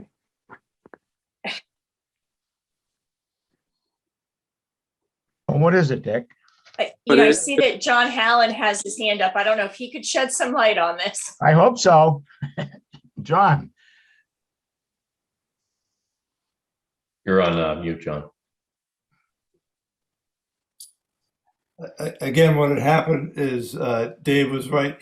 The addition existed below 15 feet to begin with.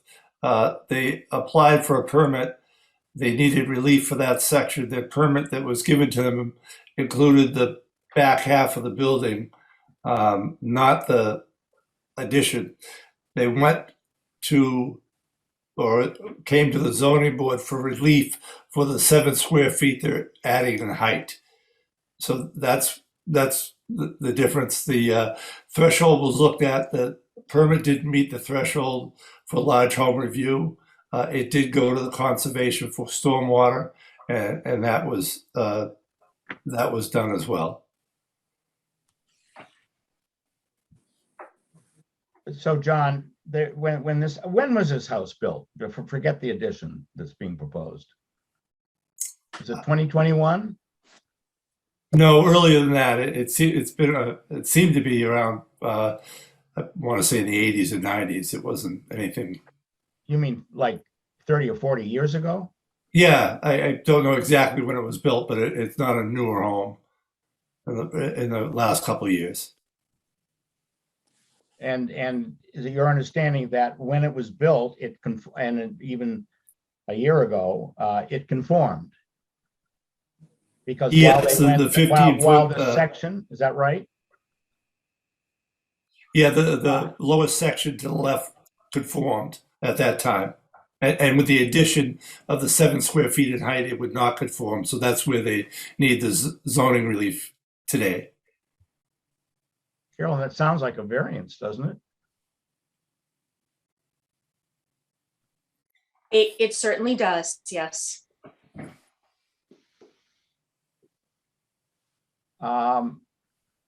Well, if it's a variance you need, then you're going to have to refile and come back and be prepared to deal with the 3 tests of a variance. The house is built in 1962 according to the zoning record. Well, you have 2 choices, I guess. If it conforms, and your clients want to go up, they're going to have to apply for a variance. Their other option is not to increase the dormer size and keep it conforming. Right? I mean, am I missing something? Or for a 7.5 or 7'6" addition, that's a lot of trouble for a variance. I mean, you know. Right.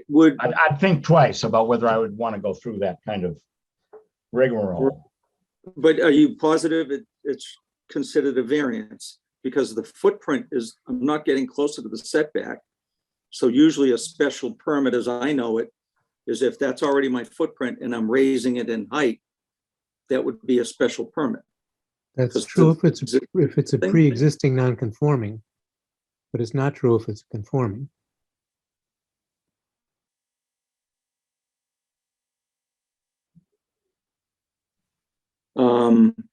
That section where I'm adding is higher than 15 feet. Yeah. So the house, that section of the house would be non-conforming? Yes.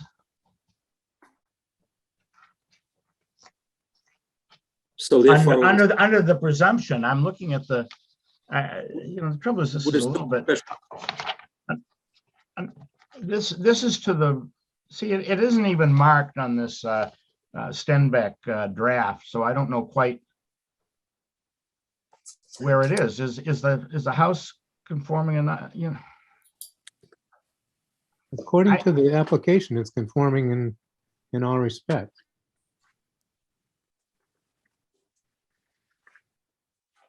And where on my plan, let's see, patio,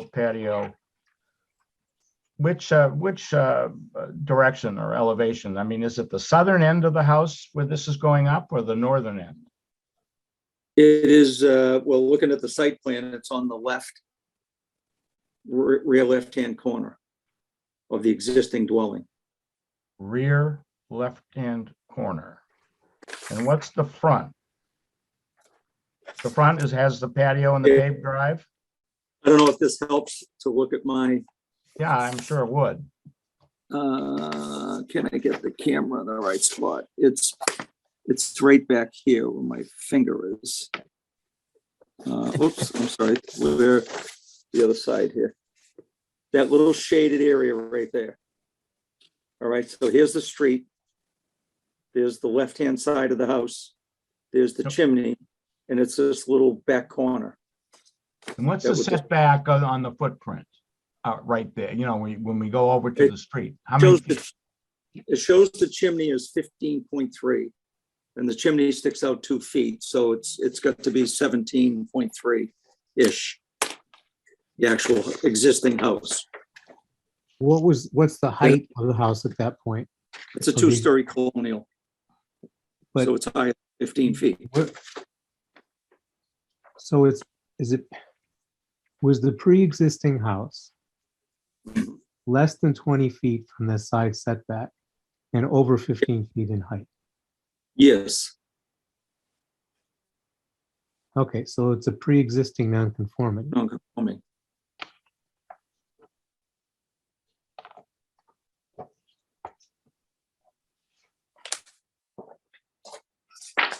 Well, pre-existing from the statute of limitations standpoint, it didn't precede the bylaw, but.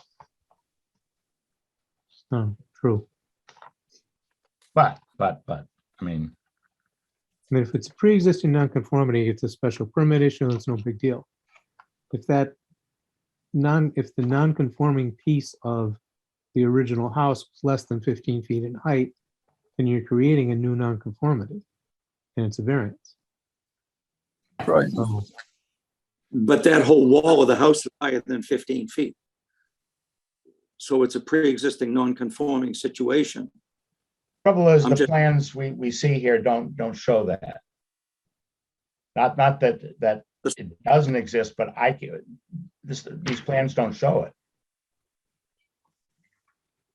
Carolyn, if the house were built in 1961, just to make up a number, and it was 63, and it was non-conforming, yep, it's protected, but it doesn't qualify, does it, as a pre-existing non-conformity? Because it doesn't pre-exist our bylaws? It does. It's a pre-existing, it's considered a pre-existing non-conforming structure. And if that were the case, and we've really got to sort out whether this first story was or was not greater than 15 feet. If it was greater than 15 feet and it's in the setback, then it's a pre-existing non-conforming structure. Altering it now to add the second story that's also going to encroach into the setback would be a special permit finding. Not a variance. Not a variance. Do you mean to say that? It's not a variance unless, it's not a variance unless, of course, like I said, we've got to go back to, is it a pre-existing non-conforming structure? Right. Because if it is, it can be altered subject to the special permit finding. But if it is a totally conforming structure, then this is a variance. Then this is creating a new nonconformity, which requires a variance. So it if I may, it is a two-story house. It's higher than 15 feet, that whole side wall. So the house would have to be a pre-existing non-conforming. And that is the original structure? Yes. And this, that's the side we're adding on that has the chimney on it, the farther side from this view. So on the site plan, that wall is whatever, 20, 23 feet high, whatever it is. It's 2 full floors. So it's not under 15 feet. So therefore it's a pre-existing non-conforming structure.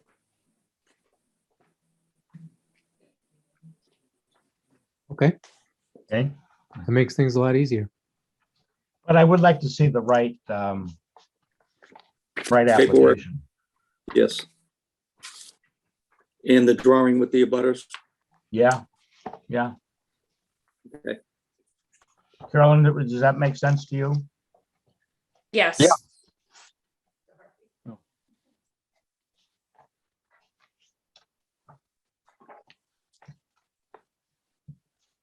Okay, well, this is an occasion. And the percent of increase if need be. Well, you might as well add it. I mean, it's a small percent, but just to sort of put it in context, it shouldn't take anybody more than a couple of minutes at the most. Well, Okay, well, I'd make a motion to continue the hearing until June. Second. And moved and seconded, all in favor, Woody Chidick, aye. Ralph Higginson, aye. Dave McMorris, aye. Lee Darst, aye. Michael Dickey, aye. Okay, Matt Watkinson. I mean, yeah. Just make sure it's the essential question. You have to answer that. Was the house totally conforming or non-conforming? Non-conforming is pre-existing, but it's totally conforming, you've got a problem. So let's find out. That we go to the last hearing for tonight. South Shore Habitat for Humanity wants to put 2 affordable homes, a duplex at 808 Jerusalem Road, which is that road out near the corner stop, Jerusalem and Hull Street, I think. So who's here to speak to this one?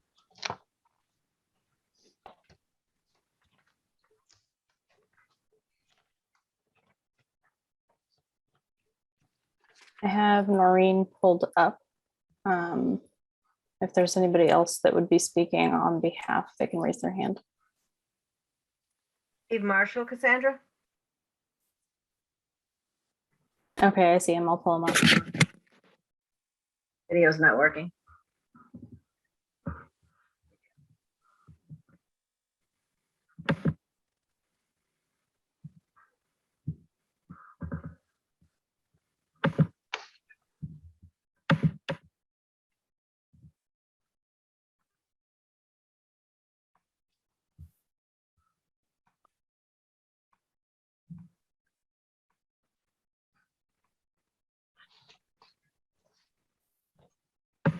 Okay, who's up? So I'm Noreen Brown, Director of Project Development from South Shore Habitat for Humanity.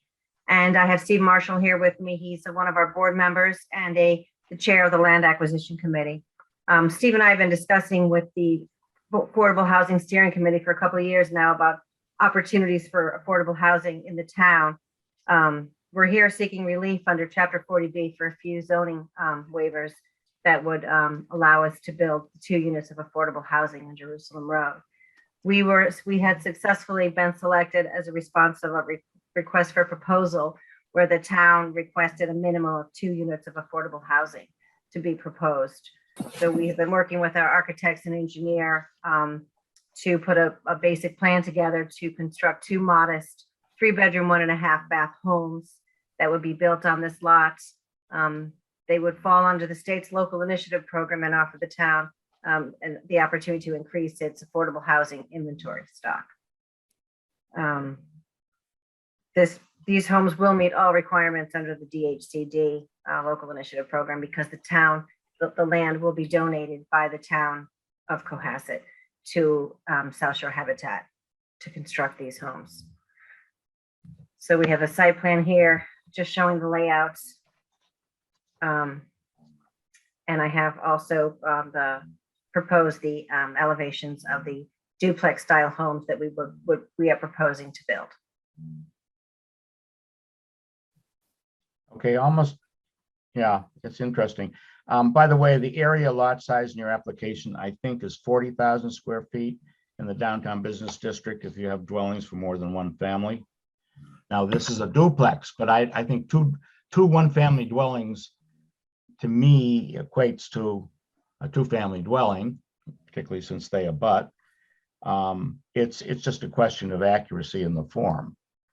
You don't have enough land even to make 5,000, and you do have enough frontage. It's nice and lot width, and then your setbacks are all less than, and coverage is more than permitted. But be that as it may, you're applying for, I'm sorry, a comprehensive permit. Okay. Yes, chapter 40B, yeah. So we are seeking the relief regarding the lot size, the front setback, rear setback, lot coverage, and the parking, which would originally, I think, be the special permit for 3 spaces. We're looking for 1 extra space to keep all cars off the road.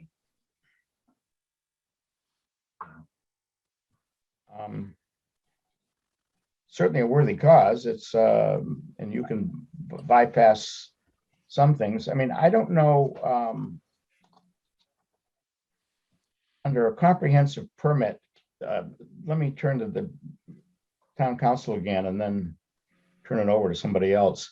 Carolyn, under a 40B such as this, can we waive all dimensional requirements without a variance? Yes, you can.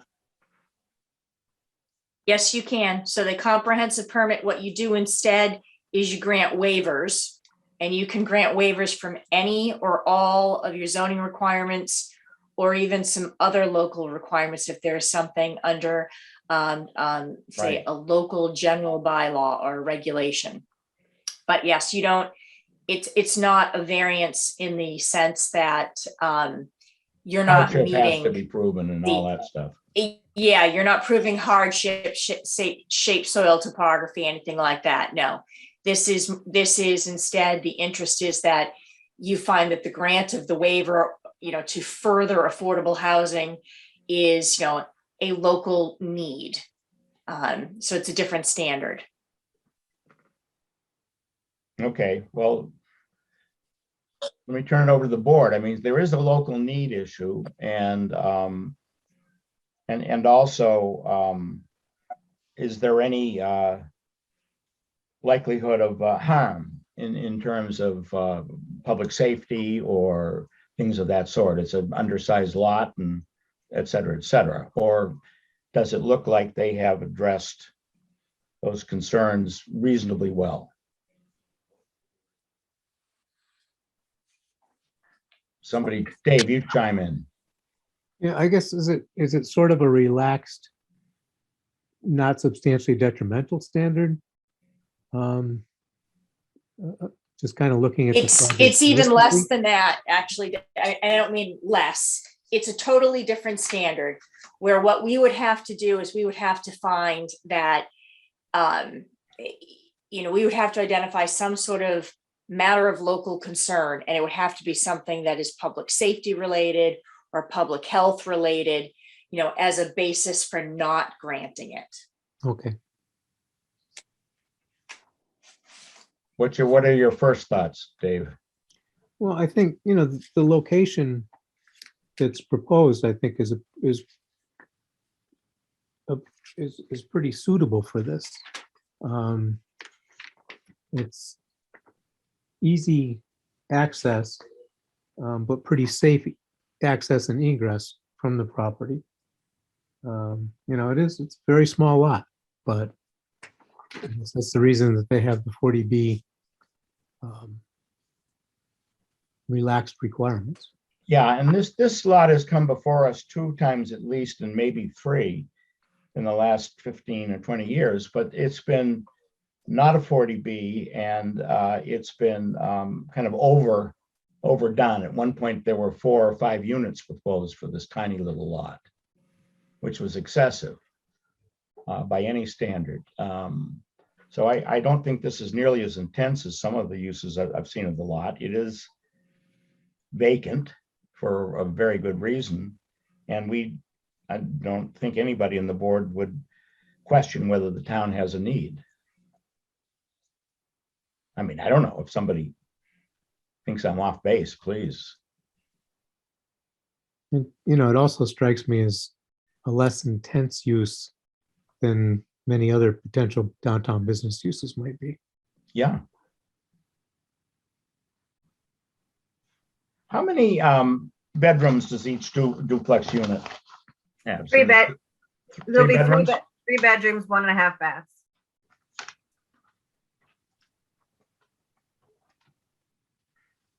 It's approximately about 1,300 square feet of living area. All the bedrooms will be on the 2nd floor. Okay. So there'll be a nice spacious living area on the 1st Yeah, floor. I mean, that's pretty good.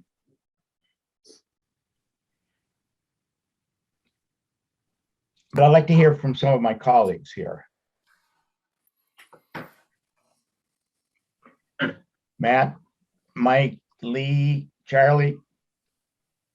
Yeah, I'm just learning on the criteria, Woody. Funny enough, I think maybe 7, 8 years on, I think one of the first that I've seen that has obviously I'm supportive of the cause, but I was thinking about it last night at town meeting, just even with the land transfers and seeing the size of some of the parcels, and I wasn't quite sure our parameters with the criteria, but it sounds like, according to Carolyn, that it's more of a like safety or public concerns related to any issues that it may cause. So, I mean, just looking at the site plan, it looks, like Dave said, small lot, but pretty reasonable. But yeah, like I say, it's my first go around with it as far as I can tell. So that's about all I have to add.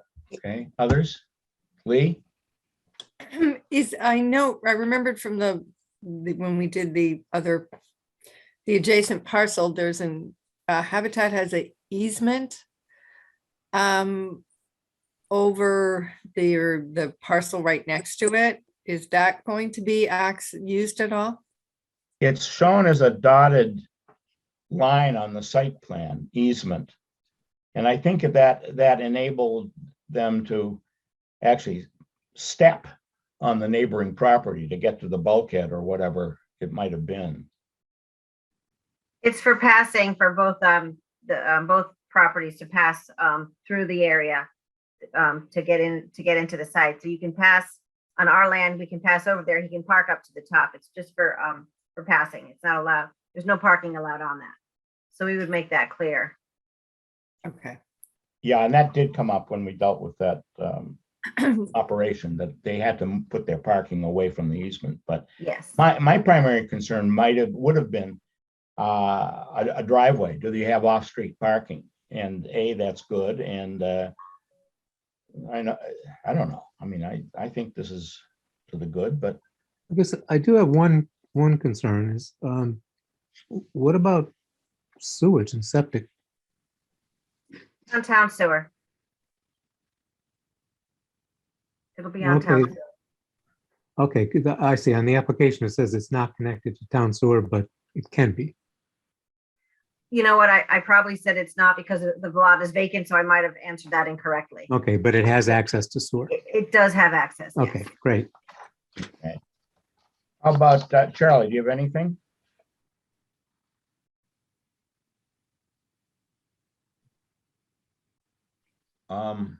Well, how about Mike Dickey? No, Woody, I think what I'm hearing from our council is that we have a lot of latitude here, and the bars that we have to, the hurdles that we have to surmount are pretty low, and I am all in favor of the concept. So, I think we have some flexibility here to try and help things out. Yeah, I mean, it's a small step, but maybe a lot of small steps are small steps are better than no steps. And no, I think so Charlie, I didn't hear from you, but do you have any issues or concerns? Hard to say. Okay, well, who else is proposed here? I see, you don't look like Mike Sardina, but nevertheless, there you are. And Stephen Marshall, do either of you, just introduce yourself and your address, and would you like to make a comment or two or three? Let's promote somebody. Okay, go ahead. Okay. I'll go ahead. I'm using my husband's computer. I'm Susan Sardina. I'm on the Affordable Housing Steering Committee. I know Mike from our years together on CPC, many, many years. We've lived in town for 17 years. Fairly soon on in 2005, I joined CPC and was on it until just a few months ago. I first joined the Cohasset Housing Authority, which is how I was proposed to be onto CPC. And I've had a deep concern for affordable housing in our community. I think we can see from last night's town meeting how volatile and what kind of discussions can arise with the whole concept. And this lot in particular is an ideal location for the kind of project that Habitat, which is so highly recommended or respected around the world for the projects that they've been involved with. This is an ideal site for them to create this 2 parcels of housing. And I think probably 5 or 6 years ago, Noreen, when I first reached out to you after the fire burned the building that was there, to inform you about this lot with great, great hope that this would be a site. And so I'm incredibly excited that it's moving ahead. And I strongly encourage you to do what it takes to make this happen. We need, as you say, Woody, small steps. And this is one very small step, but it is a great step. It is the first, to my knowledge, it is the first piece of new affordable housing in terms of houses, not apartments like Avalon or what's happening there in the Stop and Shop project. It is the first house that is being built in terms of affordable housing in the 17 years that we've lived in this town. And I think this is an opportunity for you to put it in the papers that you're finally making this step. So I strongly encourage you to vote yes. Okay. How about who's next? Stephen Marshall? Steve Marshall's on my team. He's here in case, I needed some questions answered, so. Okay, I mean, I'm assuming your team is totally in favor. So rather than just tell us it's a good project, it is a good project. So I don't, you don't need to pile on in that regard. But if there is something that we should know, I'm actually more looking for, and I'm not going to get it out of your team, any reasons why not. I don't see here why not at all. Woody, I think there is a question in the queue from a neighbor that is concerned about parking and safety, which is okay. One thing that we should be concerned about. So. Exactly. Why don't we promote them then? So there's someone in the queue that has asked, they want to make sure that the ledge law is followed. They also state that the Habitat for Humanity is a very worthy group and that the project sounds good. Okay, is there going to be a need to blast ledge here? To my knowledge, not at this time. I do not believe there is, but there's John, so. That might have been related to the last hearing. John, what can you tell us? Yeah, having visited the site a couple times and met with Noreen in the town hall with Lauren from the town planner, just to kind of update the board. Water and sewer are connected to the site now. They've been shut off since the fire, but there are still stubs on site, and they have access to utilities, both electric and gas, as well. Any ledge that they might find there would be under the foundation in that area, so that's where they would allowed to remove as needed. The parking area, both entrances are already at ground level, so there won't be much any ledge removal around that. So they'll be able to have those both accesses there. I think that was it on the, again, ledge removal. And I think that they were looking at this in a couple different ways themselves, but they did come back with the 2-family dwelling with the 2 separate entrances for parking. I think were a little safer plan, and both of them being as far away from the intersection as they could, to kind of meet the needs. They kind of had been tossing that around too, but that seemed to be, again, the safest, where both entrances are on 2 different streets. So I think that helps them as far as traffic as well. Okay. I think that the neighbor that was inquiring wanted to see if they could see a copy of the site plan. Yes. If they So want. I have finally gotten out of mute. It's quite a complicated corner there, and I would be interested in the police looking at it as to security for the added parking and egress and ingress of the to the property. You have a concern, or just would like to have them weigh in? I have a concern in that I think it's one of the more complicated corners in Cohasset. Yeah. 5 streets come in together. John, what do you say? John Hallen. Again, fortunately, that the intersections where they do enter and exit into have stop signs, so that does at least keep the traffic. It's not a moving or tends to be as a live intersection before. I know the police chief was contacted early on at one point and didn't have a comment at that time, although he might, as the project goes further along. And I know the fire department will comment.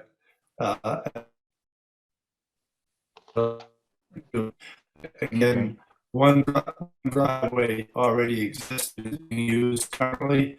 The second driveway is at the furthest point on Jerusalem Road that it can be from the intersection. So they were able to make it so it was 2 cars into that area again. So they're not on Jerusalem Road. So and there's only on the Jerusalem Road side, there's only 1 car can pull out at a time. It's not a dual driveway that way, what I remember. Yeah, when I look at this lot, there is no other, well, that's an extreme thing, but there is no other residential use for this lot. It doesn't comply in any respect, and consequently, I think by default, if nothing else, this is the best use for this land. And there's nothing wrong with that, I think, but I've got a bit of a bias. But how about Stephen Marshall? Would you like to speak? Hi, I just wanted to go back to the earlier comment on ledge, that to our knowledge, there is no ledge on the site. We know that there's an old rubble foundation there that's going to have to be removed, but there is ledge in the area. So there's a possibility we might encounter some, but we do not know of any at this time. Okay. And I see we have somebody else in the queue. Is that right? Cassandra, the Quinn? Yes, I've promoted 2 different people, Quinn Etchie and then Chris Ford. Okay. Hi, Well, Woody. go ahead. Oh yeah, so it's Carter Noon and Quinn Etchie. We live in the lot next door. Want to say we're excited that kind of the lot's being used. It's been sitting there for a while. Just wanted to reiterate a little bit the concern on safety and traffic. I mean, we've only been here a year and we've seen 3 accidents at that intersection so far. So I guess we'd like to hear more about, kind of the ingress and egress to the property. Okay.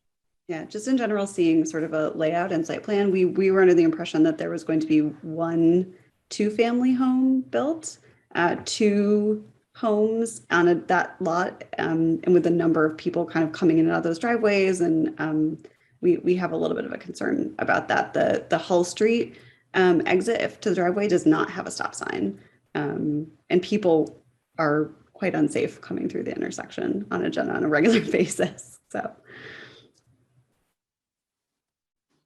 John Hallen, do you have a comment on that regard? John, yeah. No, just the fact the Hull Street, that entrance does not have a stop sign. The Jerusalem Road side does, as you come through that way. Again, the Hull Street entrance already existed and is being used, so there would be an additional 2 cars using that entrance in and out. Again, they're not cutting a new curve on the Hull Street side. The only additional curb cut will be on the Jerusalem Road side to accommodate 2 cars. Okay. But I think also, I know the fire chief and probably again the police chief will weigh in on the situation, if it merits any changes to the intersection. Okay. And who else is in the?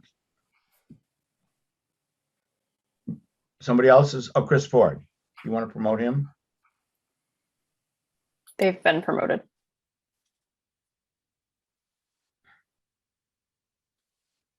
Speak. Chris, you're muted.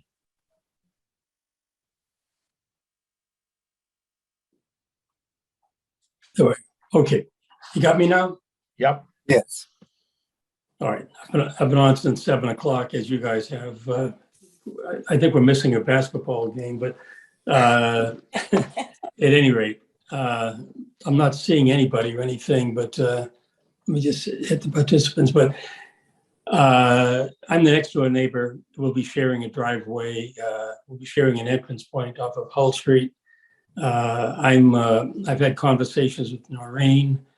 We've had conversations about our easements and how we might handle them in the future. And I think we're going to be good neighbors. And I'm happy to have them there.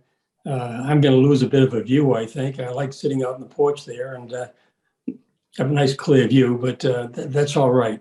I'm very supportive of the program, as I've made clear to Noreen, and as an old Peace Corps guy, this is my kind of a program. I'm meeting the neighbors next door for the first time who just spoke, and I'm glad they brought up their concerns about safety. The one thing that strikes me about that intersection is the speed at which cars travel, particularly, on the Hull Street section. They must be eager to get to Nantasket Beach because they go through at 45 miles an hour. I'm sure of it.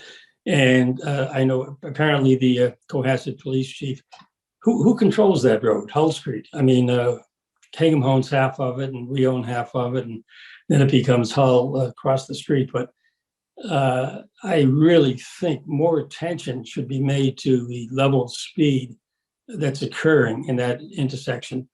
The couple that just spoke mentioned they've seen 2 or 3 accidents already. I haven't witnessed any, but I've seen many near accidents, and it just kind of frightens me. And with us both, our property is still currently unoccupied, and we've just completed. We're close to completing and bringing occupants in next month. But that's the only thing that makes me nervous, and I'm hoping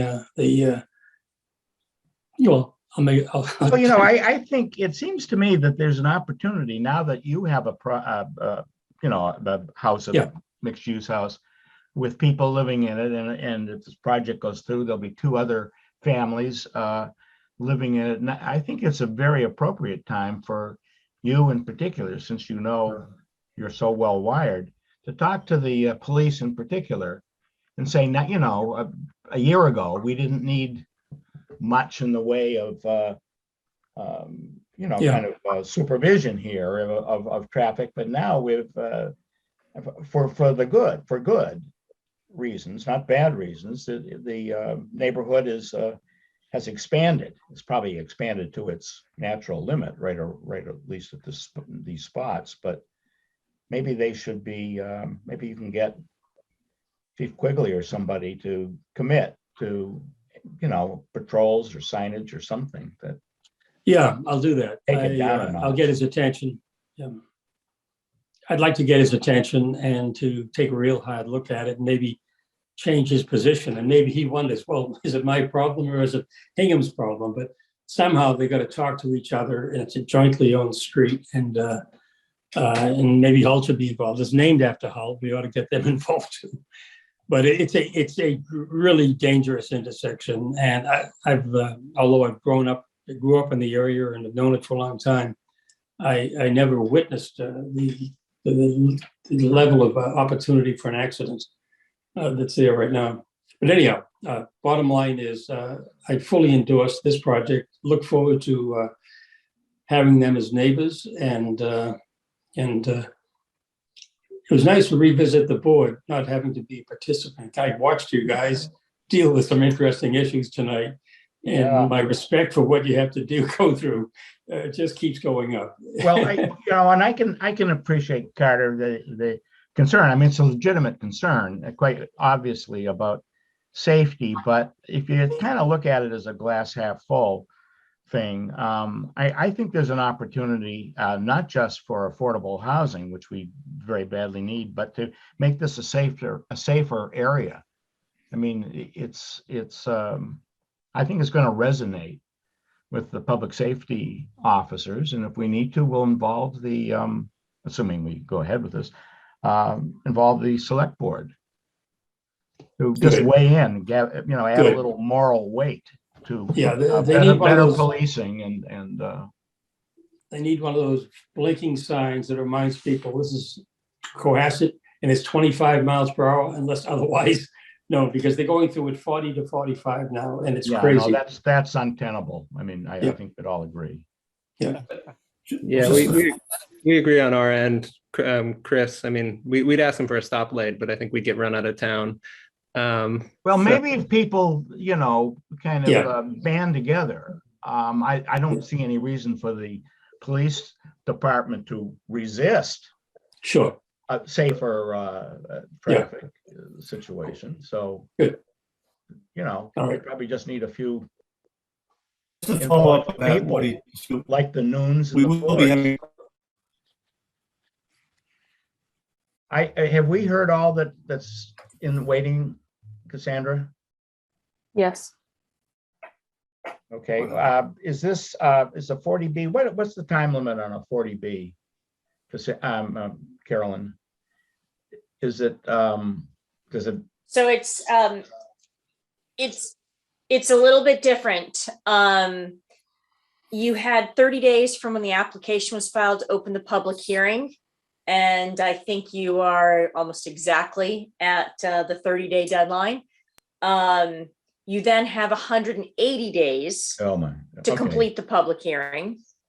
But it sounds as though you might be close to completing that this evening.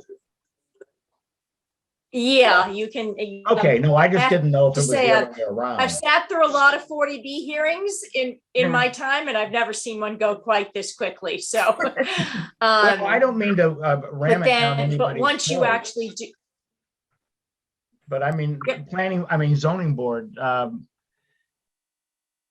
mean, I think it's a good project, and before we enter into real deliberations, might we be at a moment where either we decide now, and once we make a decision, is it the 14-day clock that ticks,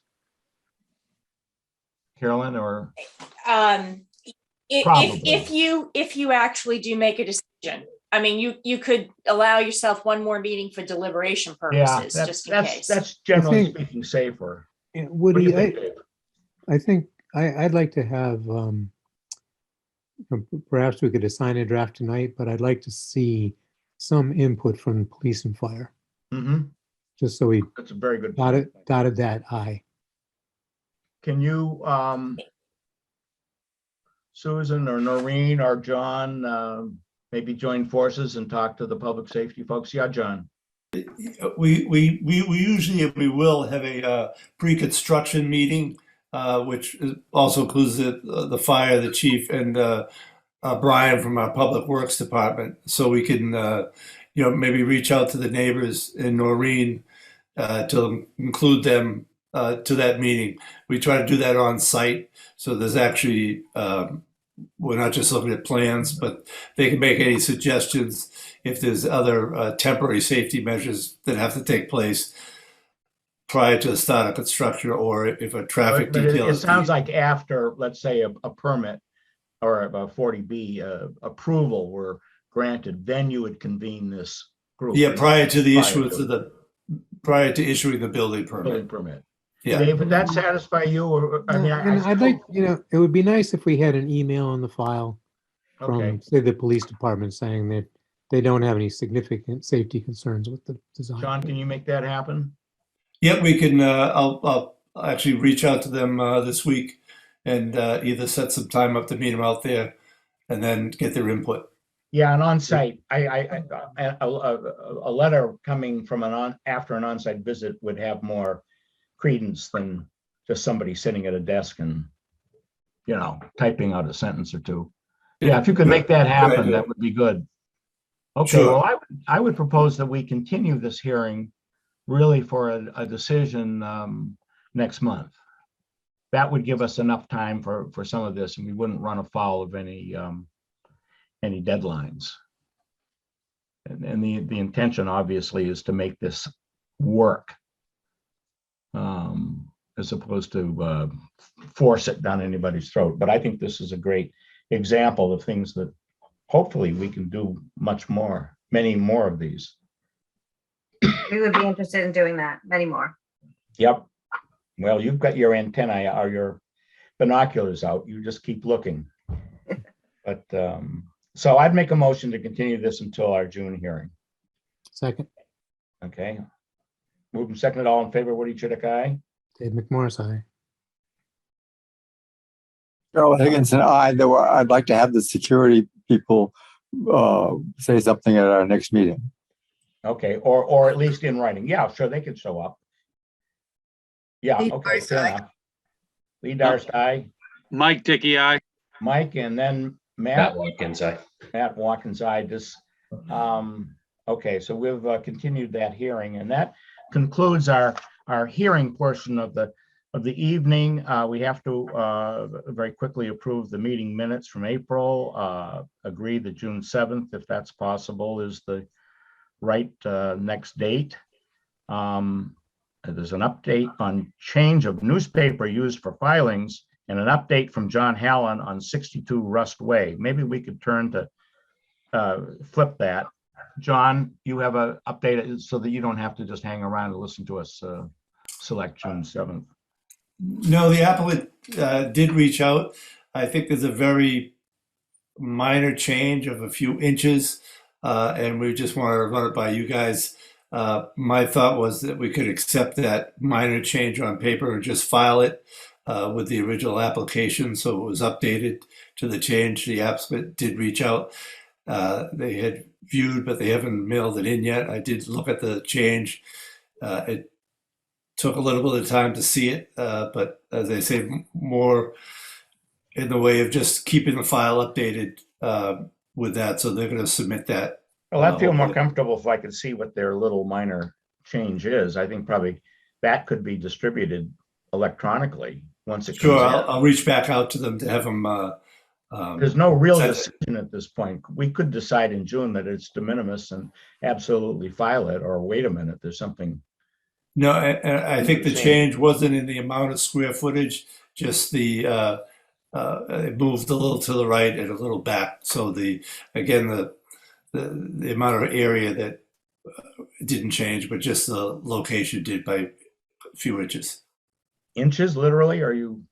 I think it was like a half foot one way, half foot the other way. But that's what was expressed, and I'll have her. How does the board feel? Do we want to sort of just approve this sight unseen, or do we want to wait until next month and just rubber stamp it? From a construction standpoint, are they in some sort of kind of on a cliff or crisis mode where they have to have this approved?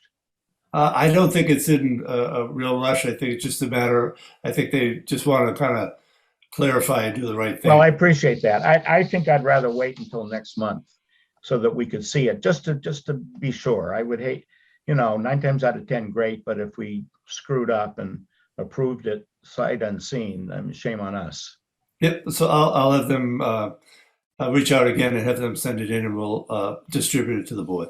Okay, great. I mean, is that okay with the board, Dave and others? Yes. Okay, so that's that one. Do we have everybody had a chance to look at meeting minutes? Anybody ready to make a motion to accept the meeting minutes from April 5th and April 11th, 2022? Michael Dickey will make that motion, Woody. Great man. Okay, now, second? I'll second. Lee Darst, go for it. Okay, Lee is seconded. Woody Chidick, aye. Michael David Dickey, Morrison. aye. Okay. Well, Matt Watkins, aye. I say aye, but I mean, there's a couple of little changes like spelling Lee Darst's name correctly that have to be made. Right. Yeah, I think you're absolutely right. I think They were we picked up- updated. Cassandra, we got that update. yeah, Cassandra updated those by mid-afternoon. But if there are any other edits, as is our usual custom, or as is our custom, get them into Cassandra. But I think approving these, is approval for all but grammatical errors, etc., spelling. So I think did we get everybody to chime in there? Mhm. How about the next zoning board meeting, June 7th? Anybody have a known conflict?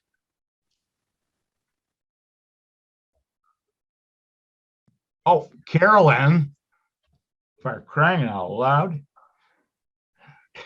I have another town meeting that evening, but I could certainly have somebody else, sub in for me if you need me that night. Okay, yeah, I think the only ongoing thing that's of is the Border Street. Well, we'll yeah, okay. Chief Justice Cushing Highway. And Chief Justice Cushing Highway, and I hope that progresses. But yeah, okay, it's the Border Street thing that I'm concerned about, but you kind of know where we're going, so as long as you have somebody who will speak up and correct us when we veer off course.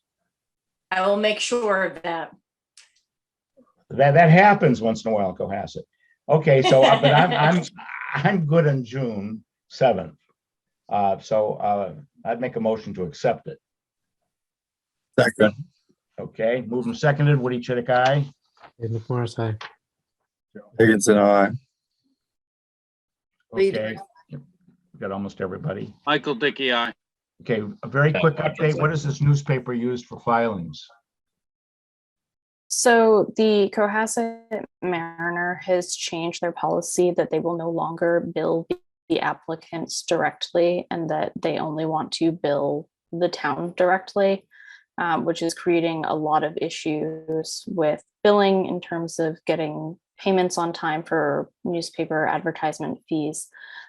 So I talked to John, and the best way that we can navigate that is to just use the Patriot Ledger, which not only makes it easier because they will bill the applicants directly, but it also gives staff, i.e. me, more time to get the submittals to the newspaper for them to advertise, because they run papers every single day, whereas the Cohasset Mariner is only on Fridays.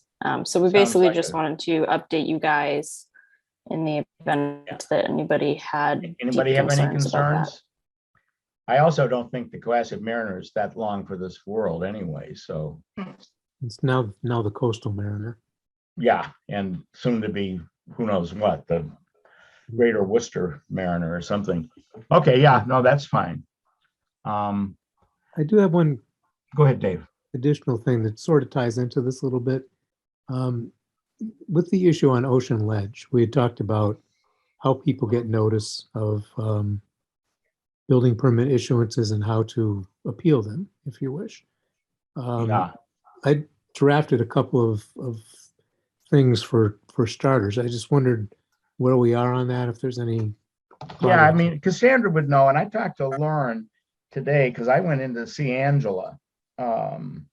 But she turns out to be not the right person. Lauren is at work. I would really strongly request that we contribute whatever we may, and kind of agree as a group that whatever the solution is seems to be workable.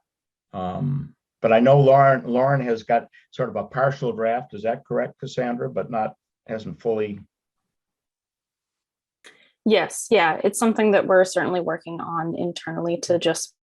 Well, make then if things Dave more has cohesive. suggestions, Dave, you could share those with the board but also send it over to Cassandra to go into the, considerations. Yeah, I think we all feel really badly the way that was handled. I did draft a couple of things. Do you have those, Cassandra? I don't think so. All right, I'll get them over to you. Okay, thank you. Okay, yeah, and I think one of the outputs is not just going to be where do we post a notice, but the fact that we have a little sort of roadmap. Here's how you do the following, and really chapter and verse. So because most people are not that knowledgeable.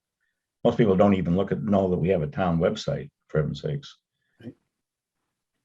So on and so forth. So, okay, that's a good project. Cassandra, you and Dave can spearhead, and I'll, if I could get a look at where you stand today, not that I'm going to dispute it, but it may trigger off a few thoughts, or maybe I'll say great. Woody, back to June 7th. Is that a real or a virtual meeting? I don't know. It's virtual. Oh, okay. As far as I know, there are no plans to do hybrid as of yet, but obviously if that changes, I would update everybody. Okay. And then as a very somewhat minor note, I just wanted to update everyone that I will be out of the country starting next Wednesday until the 20th. So don't be surprised when you get my out of office message from my email. Okay. Have a good trip.